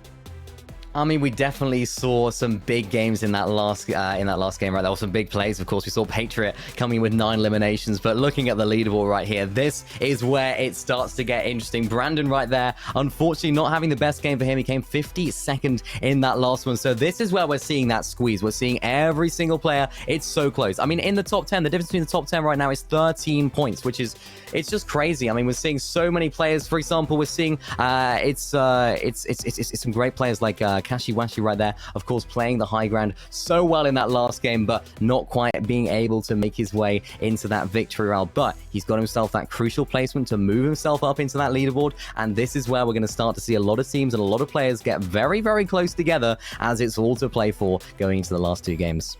Yeah, you can see Patriot, those big eliminations that he was looking for. Jay's getting those big eliminations. Vonix, he's kind of getting saved by that big victory royale he had early on. He's going to have some catching up to do, but I would still not worry too much because you saw the first page. I think it's only 12, 13 points separating first to a 10th place. And almost the same can be said throughout. And a lot of these players, they're getting a little bit of coaching help towards the outside in between some of these games. A lot of these players are looking over as much of the VODs as possible to try to figure out who's landing where, what is the mistakes that they are making, and what they can do to kind of play better into this one. What would be your keys as we get in towards the later half of this entire tournament? 6 games total, game number 5, game number 6 shortly after. What are some of your keys to kind of victory towards the last half of this one? I think it's just consistency. We're seeing a lot of players. I mean, I'm picking out one here. Nerface FN. He's got his average placement is 16. He's got an average placement of 16 throughout the whole thing. He's currently sat in 13th, but he hasn't got the eliminations. So if I was someone in that situation, very, very consistent. Now it's maybe time to push the boat out a little bit, try and look for some eliminations. Okay. But it all depends on your game style. You know, I'm a more passive player myself, so I'd be looking to try and climb up the leaderboard, maybe look for a few more risky shots that I wouldn't have taken before. But keeping on getting those consistent games and making sure you finish strong is going to be what's most important for these guys. Yep, and when it comes towards the end game, you can see the timing of your heals is absolutely important. I've seen a couple players mistime it, and it kind of cost them their lives, but towards the end, a perfect time medkit keeping a couple of these players alive, able to kind of take a little bit more storm surge tags or storm tags in general. That way they can kind of position themselves better towards the very end, because obviously everybody's just looking what's in front of them. You're looking what's in the storm, what do I have to watch out for? But as we come into our game number 5, Brandon Chill, you honestly, you have to give it up. You have to give him all the respect in the world, still claiming that number 1 spot. 4 points ahead of number 2. 4 points ahead. He is only just hanging on, though, it has to be said. He's had 2, maybe some average games in the last 2 games. He had a very, very good start, getting a 7th and a 3rd with eliminations as well. But it'll be interesting to see how he plays this off spawn. Of course, he is in 1st place, as well as Fable Taco, of course, who we have seen fighting a lot at Steamy Stacks right here, the very northeast side of the map. It's very much a difficult place to fight off spawn, because the enemies can easily rotate on out using those stacks, as I believe he's contested by 2 other people, but he's been very, very good to make sure he can win these off-spawn fights. He seems to take the larger side of Steamy Stacks right now, so maybe claiming more of that loot, giving him more of an opportunity to win these off-spawn fights. Well, let's see what happens here. No shield for him right now, though. Especially if you know you're going to get an early engagement, you want to get as much resources as possible. We've seen it too many times today alone, let alone in Fortnite history, which where an early skirmish comes to an end simply because you don't have the resources to keep on building, to kind of defend yourself in these situations. So a lot of these players here, they got that little bit of a split drop. They're going to have to kind of get an engagement, whether if it's tags trying to escape or an all-out war to get the early eliminations. They're going to fight each other sooner or later. Davey, though, gets that first elimination towards Corny Complex, and he's letting his opponent know what exactly he thinks of him, dancing on his down body. Oh, I love that. That's great. I mean, the loot there is unbelievable as well. No respect, but I mean, this is Fortnite competition. This is what it's all about. It's all about making sure you win those off-spawn fights, and acting like Luxy right here is maybe struggling. He's on the back foot. He has no shotgun. This player might, though. He gets great connection with some of those SMG shots. Cracks the other player as well. This is unbelievable from Luxy right now. If he can close out this elimination, this is going to be crucial. He does. That's unbelievable. This other player had a gold pump shotgun. Luxy has only an AR and 2 SMGs, no shields, and manages to clutch out that elimination right there. Man, that was a clutch moment. I don't know if you heard that, but I think I heard him slam his desk after that one. That is a big pump shotgun to kind of give up early on and kind of lose the exchange overall. But Luxy, that's a boost of confidence there. From this moment forward, that's where you can kind of pick and choose what fights that you do want to take, especially when you had to have some of the best weapons in the lobby to kind of back it up. 2 gas cans, though, going over to Barney. Nico here, he's going to go ahead and have that alien on his head, dropping him down to 75 HP. One of the only downfalls you kind of have with that alien, but he does have the high ground on Craggy. He knows 1 player's below him, but you have to know that all 3 players are still around because you kind of flew in with them. Yeah, absolutely. I mean, these guys sort of opting to rotate outside of Craggy, leaving Apostle to have Craggy all to himself. I think this is Nico's sort of strategy here to get away from Apostle. TK down below, of course. This was a little bit of a skirmish we saw earlier on where it was Apostle taking out Nico, and of course TK trying to chase down Apostle to get that early storm surge. Now we have the roles reversed. We're seeing Nico applying the pressure to TK. He hasn't got too much shield, and he has less than TK. He doesn't know it, but he's got to be very, very careful with how he plays this fight, because this is not going to be a very, very good time to get eliminated. There's still no placement points for Nico right now. 39 points to his name, so he's not doing too bad. He's probably 1 good game away from getting up into that top 5, top 3 situation. He's looking very, very good right now, though. He's only got 18 brick bills to his name. If he can try and find an angle, he might be able to try and connect with that pump shotgun. It's not a very good pump shotgun, but it can do some damage if you're up close. A nice high damage headshot will be great. That's not that, though. 23, I believe, on at TK right now. Another 31 tag. If he can apply the pressure, TK is going to be on the back foot. This is where he wants to close out this fight. I think TK has run out of materials. He has. Nico desperately needs to finish off this engagement. He's so weak, though. 6 HP. This is where it all goes down. Can Nico hold on to this, or is TK going to come out on top? Apostle's going to be listening in slowly here, maybe making his way over. This is going to be close. Nico just trying to pop those minis. TK kind of doing the same towards the low ground.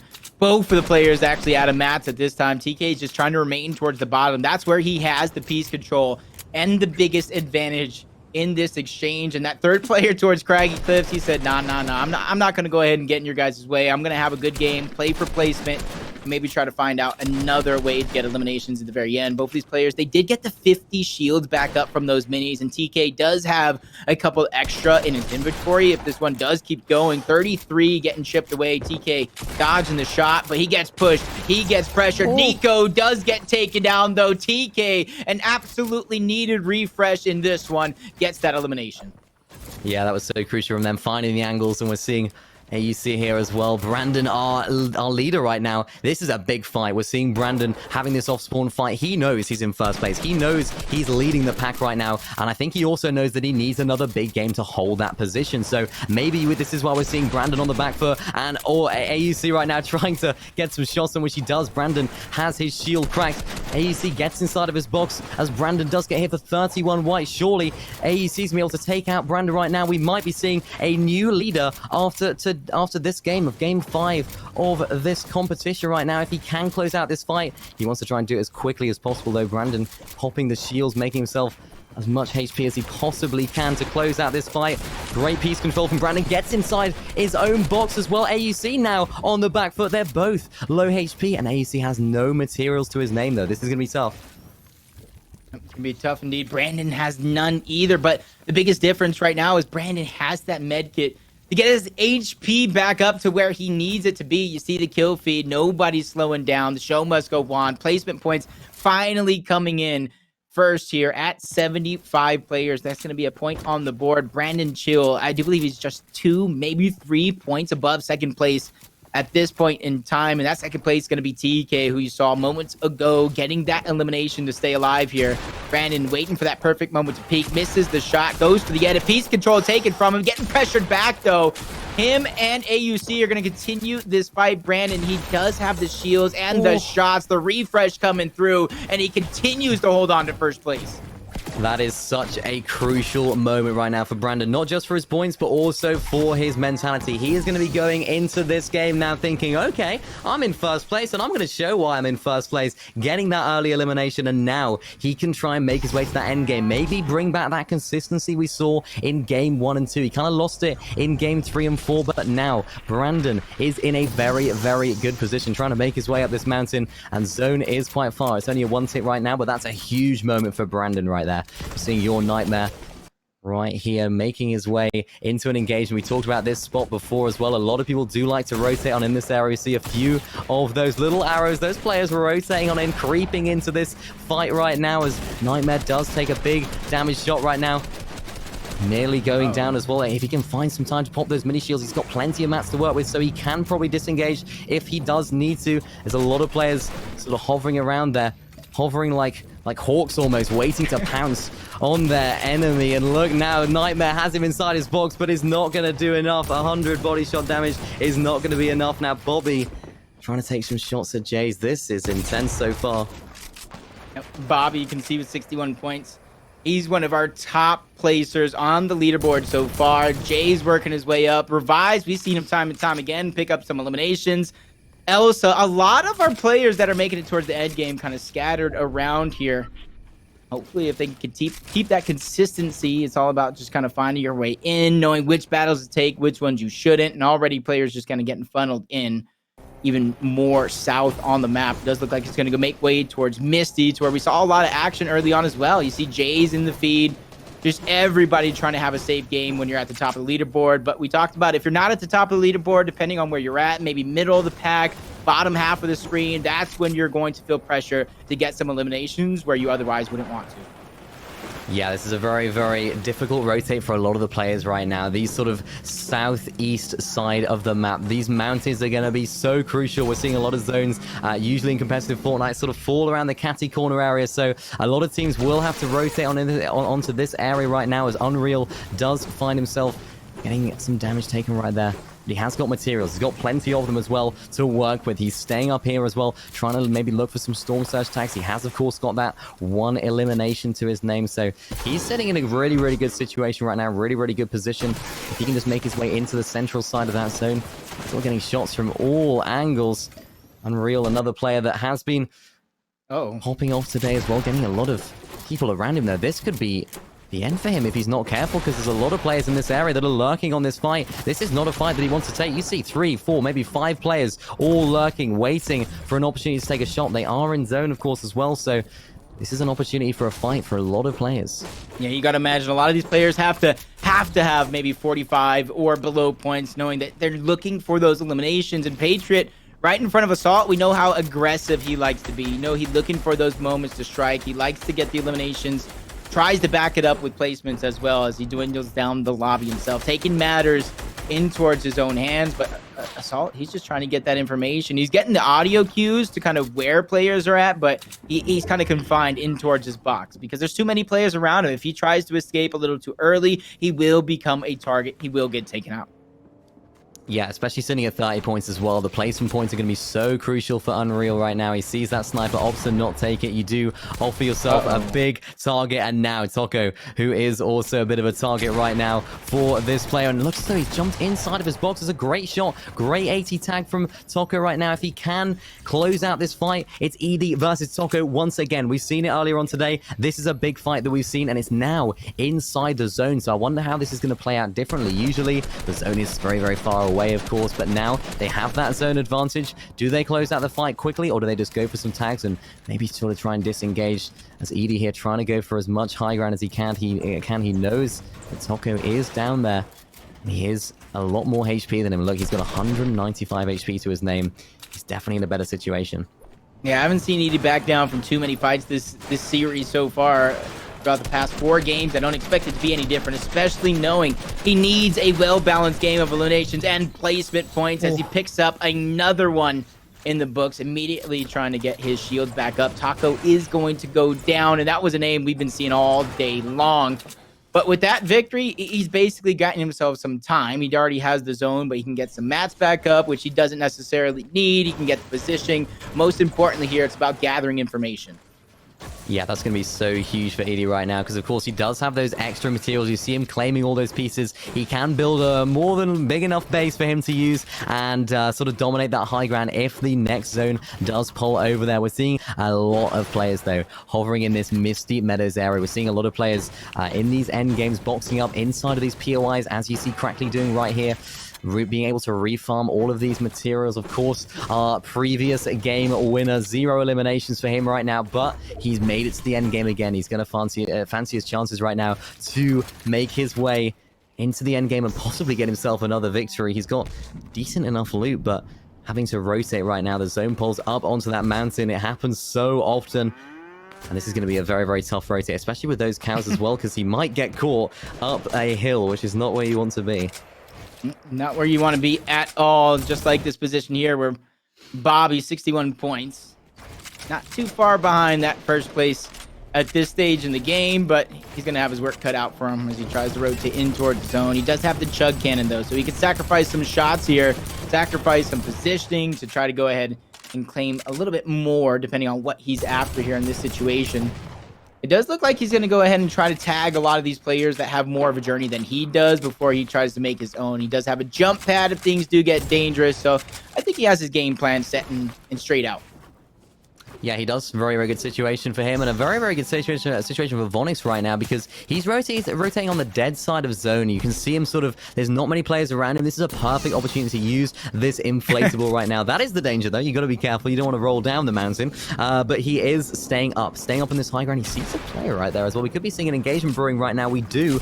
Vonix not being able to get that shot off right now. He sort of started the engagement, but now he's on the back foot as it looks as though he does want to disengage. This is where the cow could come in handy because he can just quickly disengage in this fight. Maybe he needs a little bit of Storm Surge tags. He does have 1 elimination, so he might be okay, but we'll see him just extend out here. This is where he's going to chill for now as Bobby right now taking a lot of damage. I believe he was 7th place going into game number 5, so this is a difficult situation for him. He wants to make sure he makes it into this end game. Only got 1 point for placement right now as well. We see a Liege lighting up the elimination feed with another elimination for him. TK getting absolutely beamed by that shotgun, I think it was. Yeah, it was. And he goes down. That's crazy. Yeah, with 66 points, I think he was sitting in second place at one point or another. So that's going to allow for players like Bobby, who are playing the slow and steady, an opportunity to try to win this race at the end of the day. Getting positioning. He's not getting a little bit too greedy for position. He's not getting greedy for shots. And that's that passive gameplay you were looking for early on. He's just letting his counter on the Chug Splash kind of build up. He's not wasting any minis. He just has a slow and sound gameplay, and that makes me think he's not as nervous as some other players might be, depending on what their position is. You see a couple more players picking up those eliminations on towards the kill feed, and depending on where this next zone pulls, a lot of players could be in danger, specifically the ones that are towards the low ground if it pulls upward.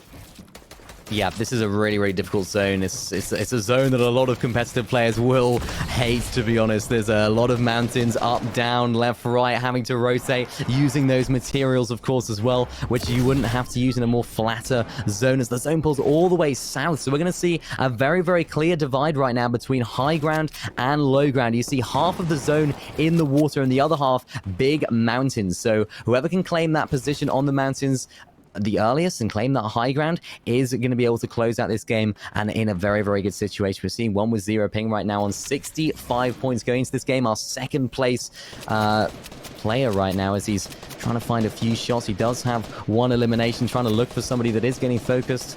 As he is up on a really, really good situation. He can rotate in late and take that high ground, which is going to be so important in this zone. He's just scouting out, having a little look around and seeing what he can see.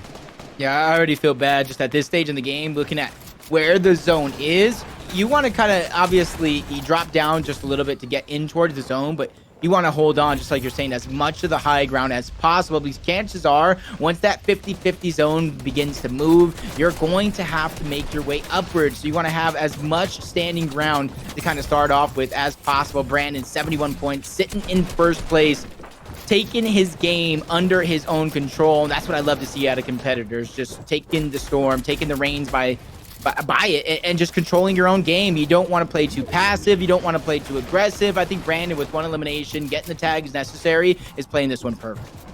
He's playing this an absolute perfect. Yeah, he's being very, very consistent, which is exactly what he needs. He's 403 above Storm Surge, which is exactly what he needs as well. Perfect indeed. Oh, it's absolutely perfect. He's got so many win conditions right now. He's got a good amount of Storm Surge, but his material count, he only has 16 builds to his name. So he is looking for a refresh to try and propel him into that end game right now. We're seeing grand finalists on 48 points, a very, very respectable score. I think he was 15th going into this game. So a very, very respectable amount of points. It's all it takes is one game for this player right now. All he needs is one big pop-off in the end. He is 50 below, though, so he's going to have to look for something.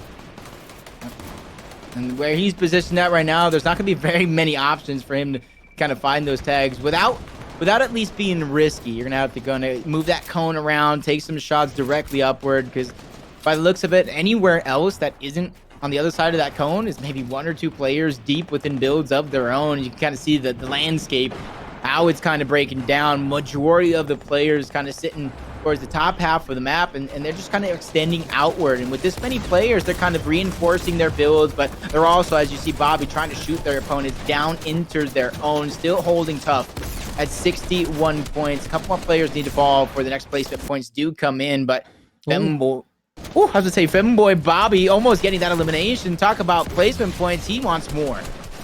He does. I mean, this is what we were saying earlier about these zones. The zone is pulled all the way up onto the mountain, so anyone that's left straggling down below, they're going to be struggling to get up, and that's why all of these players have opted to stay up high, and they can claim this place in zone now, so that's going to be so crucial for them. Bobby right now looking for some tags to make sure he can make his way through the end game. Of course, his material count's looking good, and contrary to that, it looks as though Grand Finalist is not looking so good on his Storm Surge tags. He needs something. We've been looking at him just a moment ago as well, trying to find some tags if he can. He's sort of outside of the next safe zone as well.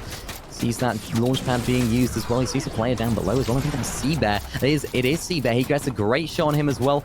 There's now 50 players to go. He has no spare shield though, so he's got to rotate his way in here above, going up the mountain somehow without getting beamed, and he uses the launch pad to do that. That's very well played. Almost had no other options there, as you kind of said it yourself.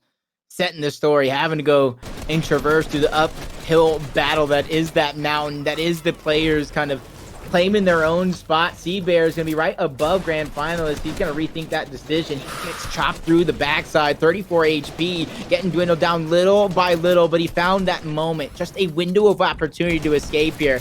We talked about not having shields, but he did have the floppers, so back up to 100 HP. I got to imagine he's looking for some sort of refresh. He's out of metal, only 100 brick, 300 wood. He's either going to need a miracle or a refresh, one or the other. Yeah, he definitely will. I think a refresh will probably do it for him right now, but Brandon right here sat in his cone. Looks as though he's got maybe another couple of eliminations when we were just not on him right there. He's got himself some great loot, 61 bills. We saw earlier he needed that refresh to get himself through this end game, and it looks as though he has found it. He's got himself a good set of loadout right there. He's got himself a good AR. He's got himself a good shotgun, a very solid loadout that he can use, and now the zone pulls back down the mountain. So for a lot of these players, they're going to have to traverse all the way back down. Players like the player on high, where there is that Wave FN right there. Yeah, it is on high. He's going to have to save his materials. There's no way he's going to be able to keep that, so he's going to be dropping down. All of these players right now are going to have to try and make their way all the way down the mountain once again. It's up, down, topsy-turvy. Let's see who comes out on top right now. This is crazy. Yeah, Wave found a way to kind of recycle a jump pad there. And from that high up, he's going to have his pickings and kind of where he wants to land. And he goes back to back from high ground to high ground, battling Utilize for it, getting chopped down a little bit. His HP is going to be dwindled just a little bit, and his shield is going to be matched, but it did look like he took out Utilize in the end. Chronic Chase trying to find his way, staying ahead of the zone as much as humanly possible. A couple players going down right in front of him, but that granted him the opportunity to get those eliminations as well. 62 points, shooting up to the top half of the leaderboard as he takes out Bobby. That was another opposition that was at the top half of the leaderboards as well. Depending on if Bobby got any elimination points, him and Jays could be fighting over who gets that positioning on the leaderboard.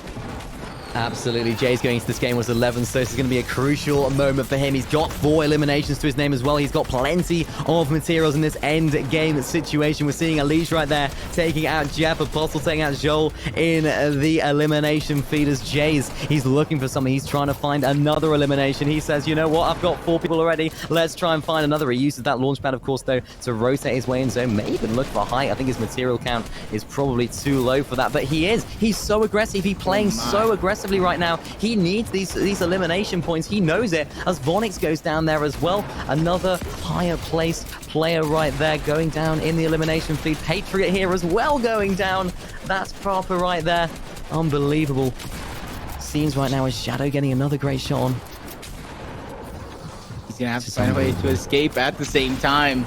So many players away, and he finds elimination almost on accident. That wasn't the original player he was kind of looking for, but in the end, he'll take what he can get. 67 points. Another player we're looking at trying to skyrocket towards the top half of the leaderboard. But Bobby Joe still alive. Vortex still alive. Apostle. Everybody getting the elimination. Shadow finding that moment to get the big pot back up to 200. He does have the minis. He has an inflatable, so great rotation coming through. Tries to get the piece control. He knows another player's on the other side of that one, but peaks at the wrong time. Not going to get that opportunity here. As you see PVKZ over towards the other half of the screen. Assault getting the high ground. And Assault right now towards the top half of the map. He's got to be looking good, being able to shoot down from above.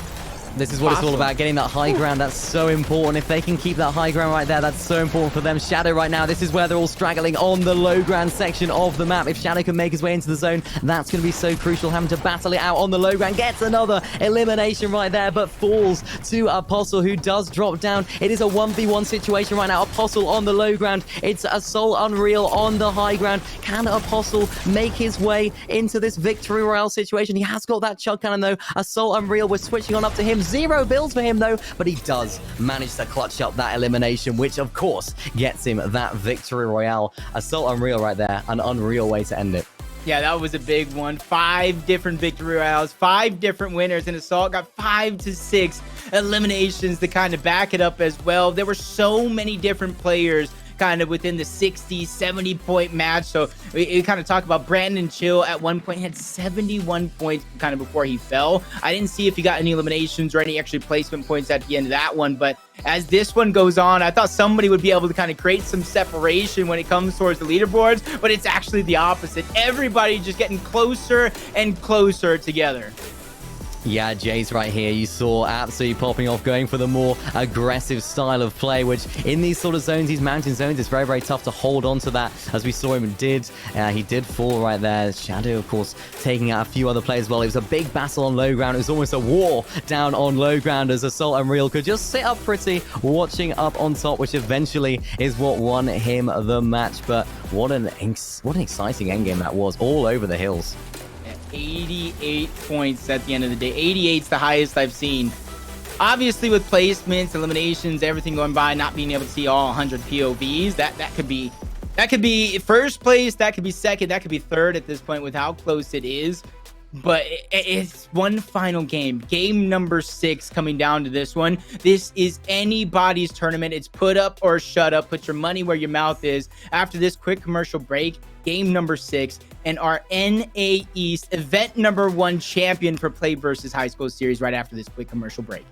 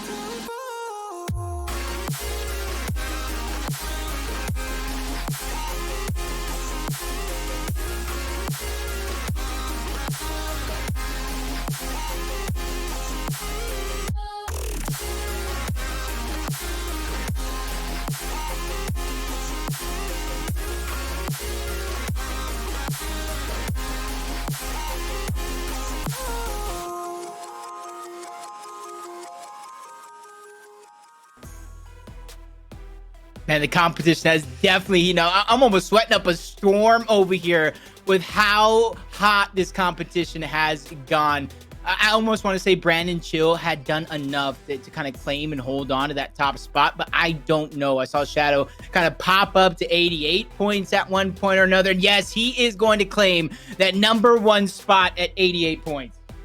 Yeah, he's done so well so far, boasting the highest average elimination out of any player at the moment, I believe. I think he's second, actually. Second highest elimination, or average elimination behind Patriots. So he's doing so well. He's been a great mixture of consistency, especially in those last 3 games, and getting eliminations when he does make it to that end game. He's at a 9th, he's at a 4th, and a 3rd in these last 3 games alone. So this is really, really great to see from him. But as you can see, looking down the leaderboard, it is still all to play for. We saw Jeff early getting a 42-point game, so even players possibly on the next page will be able to get themselves up into the top spots as well. We've seen people like Dawn who are a little bit less consistent, but they're able to make their way up. People like Jeff as well, of course, who popped off in that one game. And again, we're seeing Nerface FN, very, very, very consistent placements on the board right there.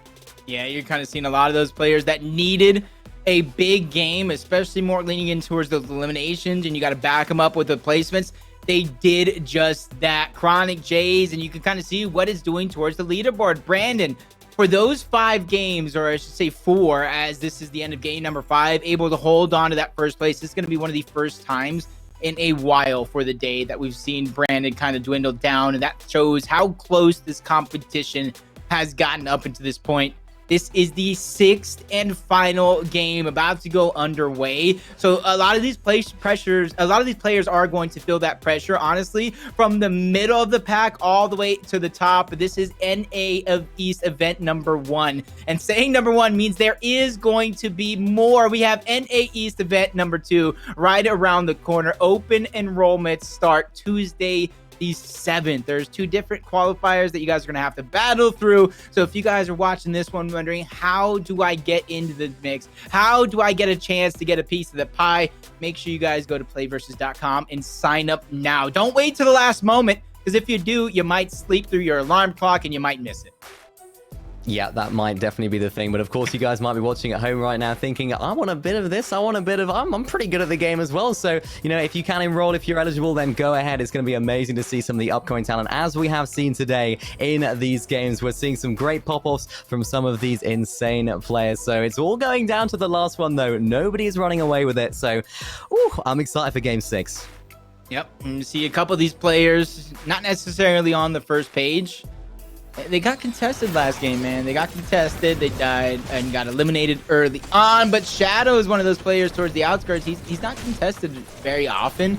And if he is, it's not very many players that he has to kind of like battle through to claim as much of the loot as possible. He's going to land towards that H house at the left western side of the map, almost looking like it is going to be uncontested, trying to get some tags. That's going to be 30, kind of starting off this game. It actually does get contested. That's not a lot of loot to fight over either. And it's going to be Taco. Taco, a player that we've seen early on, has an opportunity to go down just as early.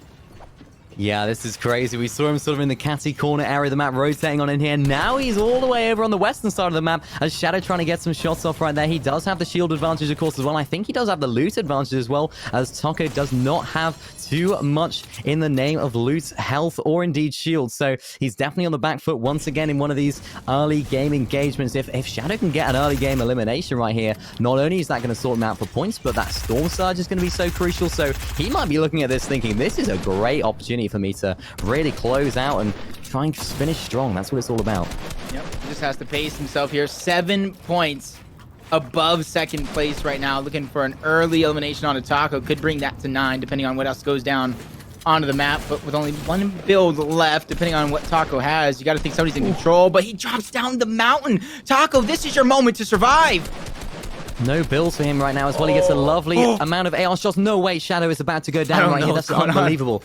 This is crazy. There's no way Taco wins this. This is actually unbelievable scenes right now. No builds for Shadow. Our game leader, our tournament leader has been eliminated. That is not good. He would not have wanted that. That is almost a nightmare finish to this tournament right now, and so is it for Crackley right now as well, who does go down to Storms. Oh no, this is all to play for now. Shadow has been eliminated. You got to think, you know, one with 0 ping, Bobby Joe, Brandon J, all of them licking their lips after that one. Depending on if they even know, they could be so focused right now, so in their own game, into their own game plan, they don't even realize that's a possibility. They don't even realize the game is literally within their fingertips of claiming that one.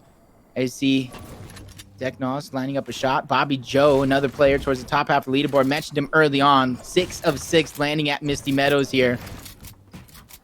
This is huge right now, Bobby Joe. The same 3 players that are landing here. It really is, yeah. This is huge. Bobby Joe in second place going into this game. He may have seen the elimination feed right there. Shadow going down, so he might think this is my opportunity. So maybe he might disengage in this fight, but it looks as though right now he's being very aggressive, and it might work out for him, or it might not. First and second place have just been eliminated in, what, the first 2 or 3 minutes of the game. This is actually crazy right now as we hop back on board with Assault Unreal, who's looking very good on the loot side of things. Yeah, just kind of looking at the leaderboards right now. I talk about from first to second, it was only 7 points. Now, from third to first, it's 11 points for one with 0 ping, 12 for Brandon Chill. I think 13 for Chronic J, 14 for Assault. This is literally anyone's game. If you're going for straight eliminations without any placement, that is 7. But we know they like to play that balanced game. In top 75, which we see, placement points are already reeling in. So if you're Shadow, if you're Bobby Joe, you're slamming your desk, you're kicking yourself, and you're honestly hoping for everybody's downfall as you watch the rest of this one from the sidelines.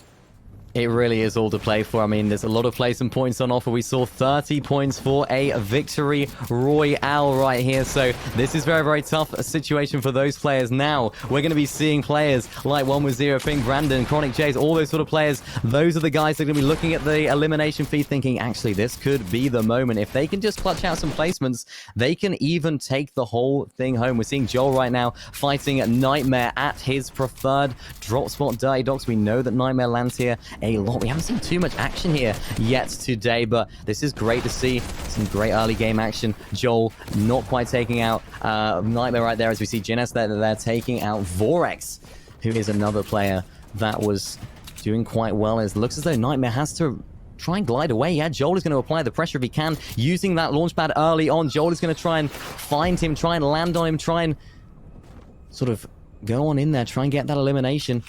Maybe a little early game elimination for Joel. This could even turn his whole tournament around. He's only on 32 points going into game 6 right now, but as we saw earlier, it is all to play for.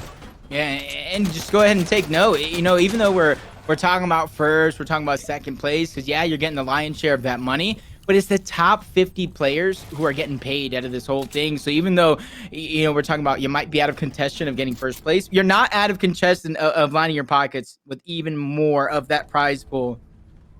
So that's what you see a lot of these players continuously kind of battling for. Dirty Dogs is going to be in towards the zone. So Joel has all the time in the world really to kind of figure out what his game plan is. Does he want to try to continue to chase, get that elimination? Does he want to try to run away? The options are there, but the timing, the window is definitely closing. Yeah, it really is. Obviously, a lot of these players might have set their sights not quite on the first place now, but they might be having a little bit sort of lower end goals. Maybe they do want to make their way into that top 50 or maybe even a little bit higher. So a lot of these players will now be fighting their own battles against all of these other top players. We're seeing grand finalists here sitting on 50 points again within that region where he could definitely be breaking into that top 10 if their game goes out to plan. Now, he has got very, very good loot as well. He's got a good amount of materials. He's got that, of course, that upgraded assault rifle. He's got the blue tactical shotgun and plenty of heals to spare. So looks as though they're having a little bit of a driving lesson right here as they're just driving past each other. There's hide and seek right there just going by as everyone's just trying to rotate into the central part of the zone. I'm sure nobody wants to get eliminated early on here. They want to make sure they get as much placement as possible, as that first placement point has already just ticked over.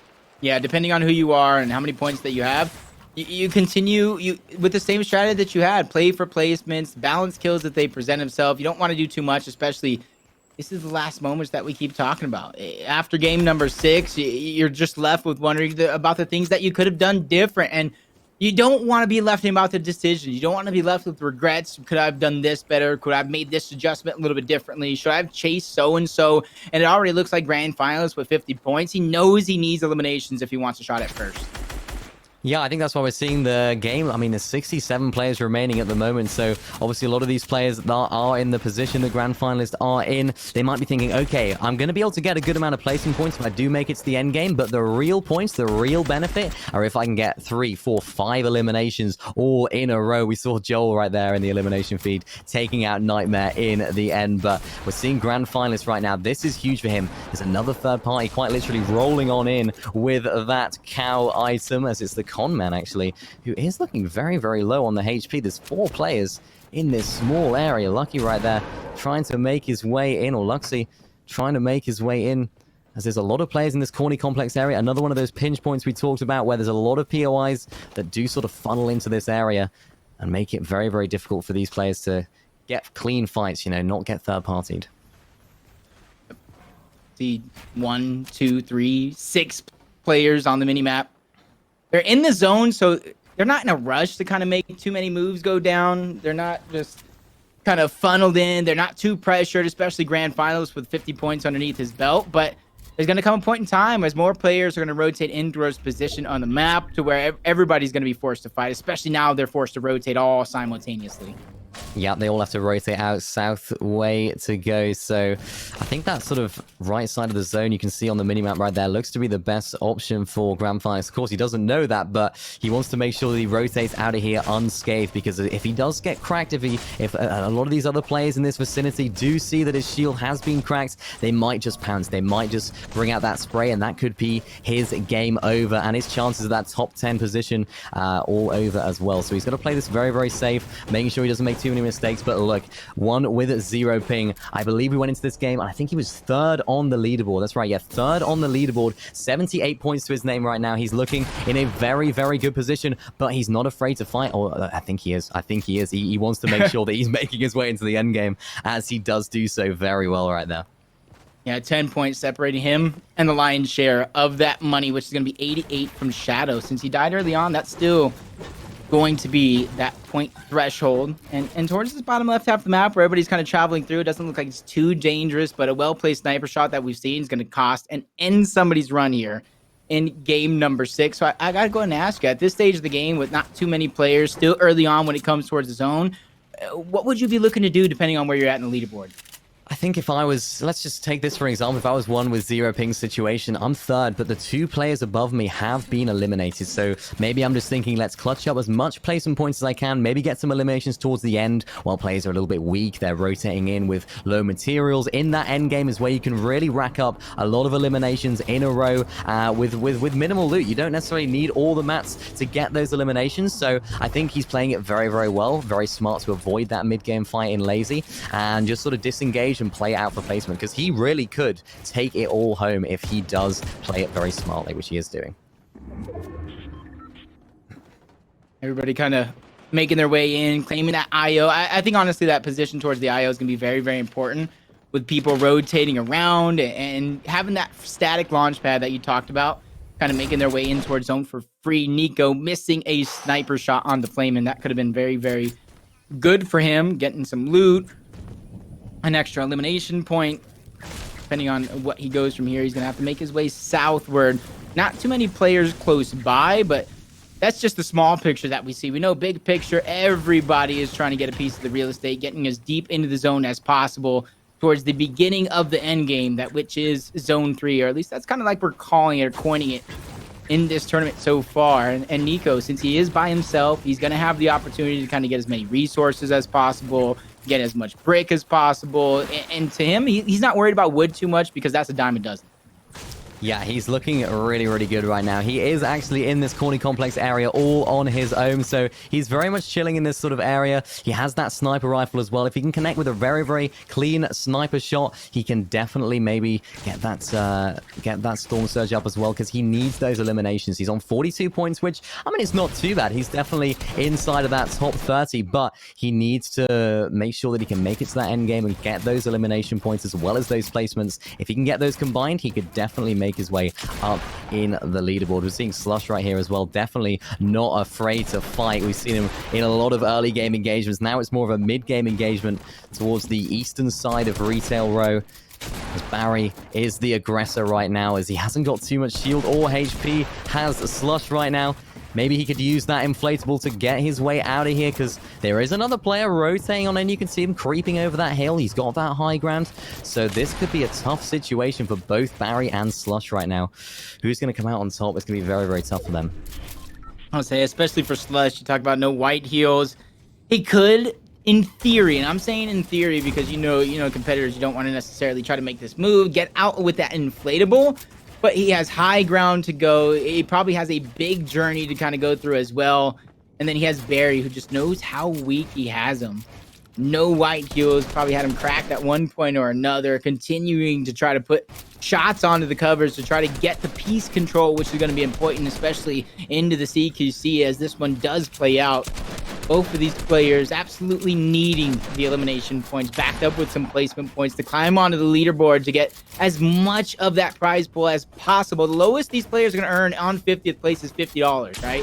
You want to just kind of claim as much of those placements as possible, get as much money under your belt as possible, along with experience going into the next couple of tournaments. Because like we said, this is just NA East event number 1. We're going to have NA East event number 2. So this could be a learning lesson for a lot of these players.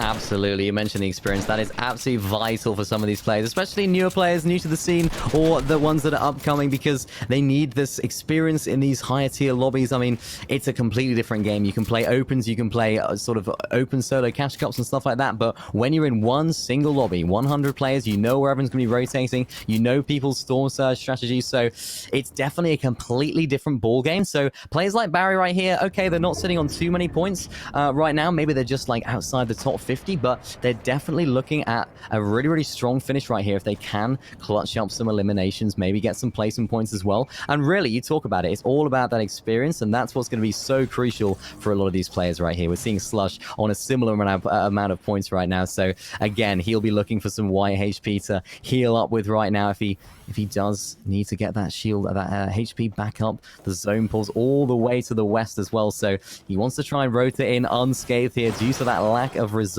shield, lack of reserve HP, using those corners well to heal himself up. Looking in a pretty good situation there. Yep.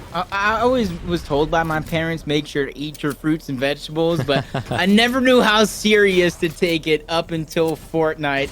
You see, when it does come down to a heal off, a lot of these players just finding almost anything, cabbages, peppers, everything that they can. But Slush, he found that moment to breathe, but now that moment is gone, instantly becoming a target with less than health than he had just a few moments ago before he kind of popped those heals, getting into the car, trying to just get out of here. With no white heals left, he's going to be having left with a hope and a dream, but I like the spot underneath the bridge. If you could just build upwards, break your builds underneath you, you can kind of just live on that natural man-made land.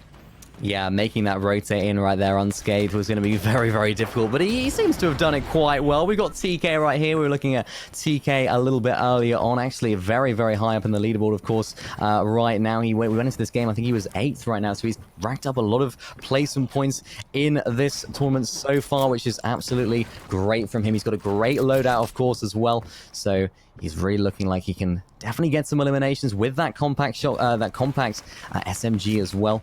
We see a player right next to him, but he is in a really, really good situation right now. He's in a really, really great position. He's up on the hill, looking down at everyone else. So if he can get some Storm Surge tags, this could definitely be great for him. 1 with 0 ping right now. This is a really, really great situation. He can definitely clutch up, get some placement points. We sort of talked about it earlier a little bit with Jacob about how important it is for these players to have a strong finish. We went into this game, he was 3rd place. So can he clutch up these final placement points? 60 players remaining. Only 10 players need to get eliminated before Storm Surge is sort of negated in this situation. There's 1 with 0 ping, trying to look for as many tags as he can. Maybe even setting up a sort of low pad situation right there if he does need to rotate in. Here's a nice drone shot above every single player. You can see every single position right here. We're seeing Xenor's right there on the left side of the screen trying to make a rotate in. Barry making his name known over there as well. This is absolutely great from Barry because we saw him earlier making sure to get as much action as he can. He was only on about 24 points, so if he can get some eliminations early on in this endgame, it's going to be so crucial for him to punch up those extra points, as well as those placements, of course, which is looking really, really good. So we're seeing a lot of teams now rotating on in and having that height, especially in these zones where there's a lot of river type action going on. You don't want to get stuck in there. You can see nobody opting to box up on that river. You never know which way you're going to get caught. Are you going to be going upstream, downstream? You never know. So TK right here on your screen, another one of our higher ranked players going into this game. He was in 8th position. He's only 57 above the Storm Surge threshold though, so he is going to be looking for some tags. We saw him in a very, very good position with that nice drone angle we saw earlier on right now, and you can see him. He's just trying to use that medium bullets as much as he can to take out some players, hopefully get some eliminations, but more importantly, getting that Storm Surge.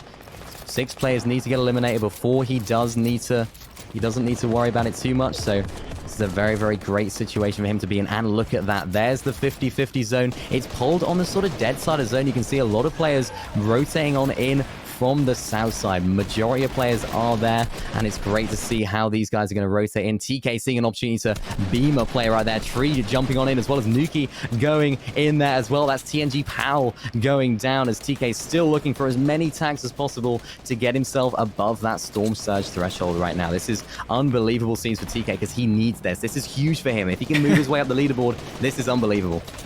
Yeah, he had some very great moments. He didn't have the greatest start in games number 1, but man, since game number 2 and on, he took his own game into his own hands, getting eliminations when he needed, going and playing for placements when he absolutely needed. But now, when it comes down to the wire here, game number 6 of 6, everything on the line, it's enough talking. Time to do the walking to kind of back it up. Everybody jump padding, recycling those jump pads, trying to get in towards the zone. And this is where we've been talking about. You have to be very, very careful when you're trying to go ahead and hold on to the high ground, how much mats you do expend to kind of hold on to the high ground as well, because the circle will get smaller. Once that 50-50 goes on and it solidifies itself in, that's when players that are holding onto these jump pads will try to make a play for the high ground and steal away what could be somebody's victory royale. Yeah, high ground is going to be so crucial right now. And Jay's right there. That's not good for him. Getting absolutely beamed right here by Bobby. I'm sure he'll be happy with that, of course, because he is up there as well. He's definitely one that we could look to in contention for taking it all. He has no eliminations to his name right now, but he does have the materials to make his way into this zone. And it's very interesting to see all of the players on the southern side of the half and half zone right now. So let's see in 1 second where it's going to pull. And yeah, it's going to pull north. So every single player is going to have to expend a lot more materials than they would like. They have to make those tarps and make sure that they can get their way in zone. Bobby right now looking pretty good on materials, so he definitely can do that, but I'm sure they would have preferred to have the zone back in their old tarps. Looks as though he's getting broken in on here. Beautiful pre-fire from that player right there. It's the conman who does get some shots and great damage on Bobby. He needs to disengage. He needs to dip. He's got to use the launch pad earlier than he would have liked, I'm sure, but he lands on height. He drops down. He's 13 HP. What's going on? Almost. He's just getting attacked. They know that he's weak. They're just following. They don't want to let this elimination point go through to the wayside, or even worse, go through to somebody else that could be a lobby leader. Barry just attacking Bobby left and right. Bobby running out of those hard mats. Going to be left here with just wood here for this short moment. Only taking 1 tag. He cannot take any more. 3 HP. Ooh. Almost taking another one. He's barely escaping for this moment. Up until then, his road is coming to an end. That's going to be Apostle. Brandon Chill still in the hunt. He was leading our lobby for most of this game, trying to reclaim what's his. That's so good. We're seeing Brandon still in the game. We're seeing Assault Unreal going to this game in 6th, of course, as well. So he's still in contention. We have so many opportunities. TK there taking out Jays in the elimination feed. That's huge. TK going into this game in 8th and Jays going in 5th. So it looks as though he's overtaken him. Seabear, they're going down to Till, as we're seeing Assault Unreal, another player that has racked up a fair amount of eliminations in this cup so far. So let's see how he will fare in this final game. He's got himself that gold pump shotgun, of course, as well. He's one of the leaders. He's one of the people that you definitely could think could take it all. We see Apostle going down there as well. He's looking back, trying to get some shots off. Wow. Can he connect, though? This is close. Saw Don go down to the kill feed. Another big name Assault continuing to stay ahead of zone, and this is absolutely perfect. He's controlling his destiny, making sure, but a player gets into his box. Oh, no. They're battling it down. Assault gets taken out. Coop even gets an elimination. That's the con man, like you said, but Brandon Chill, depending on where a couple of these other players at, he's 1 point away from what the first place was going into this game. That's one more elimination to take it, a couple more placement points to take it. Brandon, all you got to do is survive, and with that inflatable, he's going to go ahead and save some resources and Matt towards the very end of the game, which is going to be a crucial difference between him and some of these other players. Brandon Chill just continuing. That's TK going down, like you said. Another shot. Brandon Chill will not go down without a fight. He has the chug cannon. He's making his way through with the inflatable. He finds his way into safety. Box is up, and now he's going to get as much HP back as possible. That is a huge elimination right there. Brandon taking out TK. Now Brandon may have just solidified himself as the only person still in this game that potentially 93. could take home the whole thing. He's got 93 points. We know that Shadow left this game off spawn with only 88. Is it going to be enough to hold on though for Brandon? Maybe we have somebody else coming in as Brandon goes down right there to Till, and we see Reciprocal right there going down. We see Tony in the feed as well. It's going to be so close in the end. We're seeing a lot of our front runners down already, so maybe this is an opportunity for somebody that hasn't maybe performed as well to clutch up in the last game and maybe take it all home. We see Luxy right there taking out Tony, as well as Till going down to Sales in the elimination feed. The con man up on high as well. Vonix, one of our earlier pop-off players in the low ground situation, as the con man still up on high. This is an intense end game. Oh my. Yeah, every single one of these eliminations is just money. I just see the leaderboard placements in my head just getting topped and turned. Twist turn upside down. Another player is going to dwindle. 5 players left. Con man holding on to the high ground. Igno's going to get taken out. Sale is there. Vonix, so one of our game winners, he goes down. So we're going to have a new winner in game number 6. It's down to our final 3. Con man still going ahead and committing a terror as he dwindles down the HP. 118 shot back to back as Con man gets both of those eliminations and the victory royale in the end. Wow, what an end game right there. We had some of our leaders all battling it out. We saw Brandon taking out TK there, and the con man up on high, closing out the victory royale with the chug cannon, of course, to his use. I mean, wow, that was an amazing end game. What a game it was. Yeah, what a game indeed. I was trying my hardest to kind of reference the leaderboard after game number 5 and kind of seeing who's alive, who's getting what points, but this is just too close. There are too many players that are fighting for that first place positioning, from Shadow in the very beginning going down to Brandon Chill, what could be a reclaim of that first place spot. It's anyone's game at this point. Even throughout the middle of the pack of that leaderboard, there's so much money up for grabs here. Yeah, there really is. I mean, Brandon looked as though he had lost that first place spot. Well, he did after game 5, going into game 5, I think it was. So, or maybe even after game 5. So he was maybe struggling there, but he managed to clutch up in that last game. He had a big game with some eliminations and high placements. So, I mean, it's going to be very, very close. It's going to be very interesting to see who has just nicked it at the top of the leaderboard, which I'm sure we'll have a look at very soon. Yeah, but one of the biggest things, the best thing that I do like to see, especially in these style of tournaments, is the play versus high school series NA event number 1, NA East event number 1, I should say.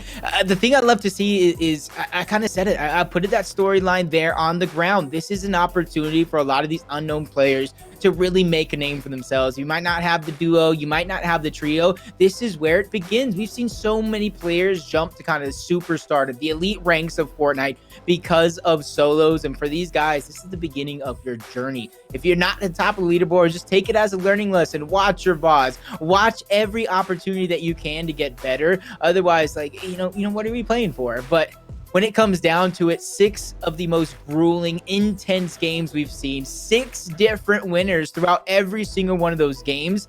We're going to need an extra moment to figure out who is going to take that top spot. Don't go anywhere, though. We are going to crown a victor after this quick commercial break.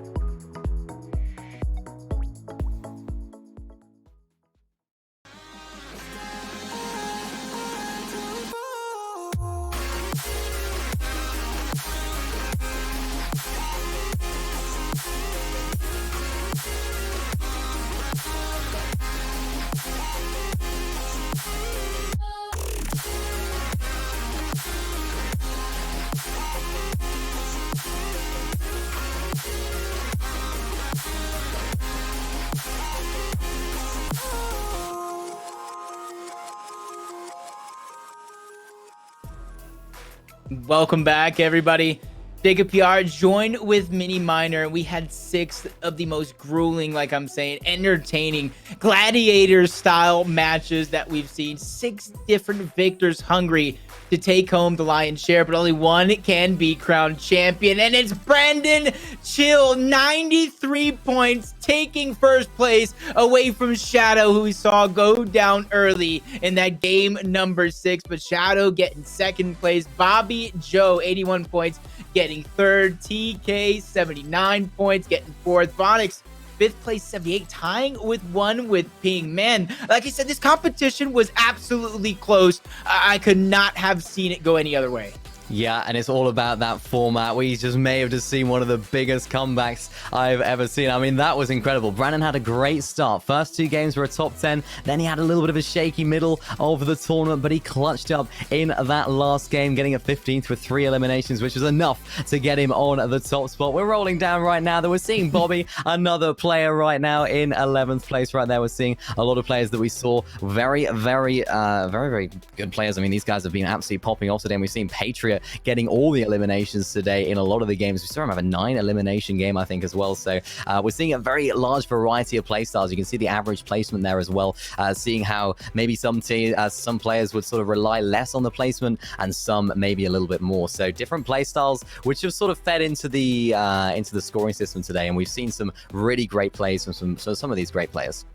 Yeah, we were already talking about the kind of prize breakdown going through. It's the top 50 players kind of getting paid here today, so it's all about those first place names. These players, grand finalists, Sea Bear, Hades, Tex, Elige at the bottom of there on that page, they're all getting at least a portion of the money for their time. But the most important thing, I think a lot of these players is that experience. A lot of these players are kind of watching their favorite players, watching their favorite streams, wondering how do I get into the mix, other than just playing the game, because that's one of the biggest feedback a lot of these players see is these type of tournaments right here. You guys are young, you have all the time in the world, you just need to get the experience under your belt, and thanks to PlayVS, these players got that crucial experience.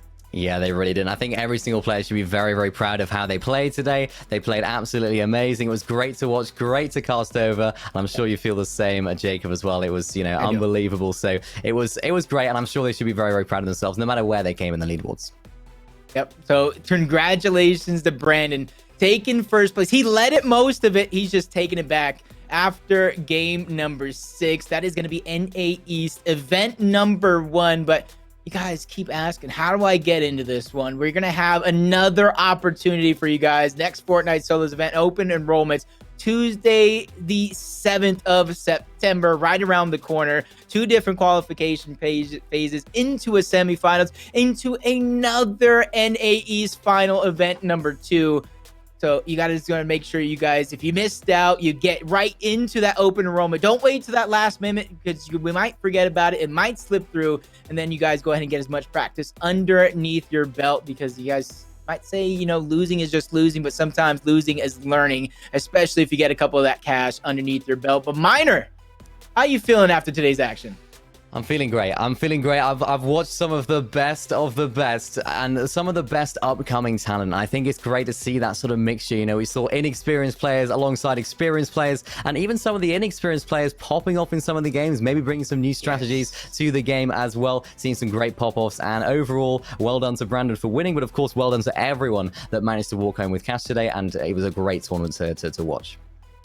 Yep. So from everybody out there at home, I got to go ahead and thank you guys. This was a great experience for not only myself, but you got to imagine the competitors, a lot of these players who were fans of a lot of these individual, I almost want to say teams every single time, but these are solo players. They did it all themselves at the end of the day. But that's going to do it from myself. That's going to do it from Mini Meyer, the incredibly, insanely talented production crew behind the scenes, our observers, and obviously our incredibly talented players that put on the show for us. Until next time, like I said, September 7th, don't miss that open enrollment and your chance to be featured in the NAE's final event number 2. But that's going to be it. So long and adios.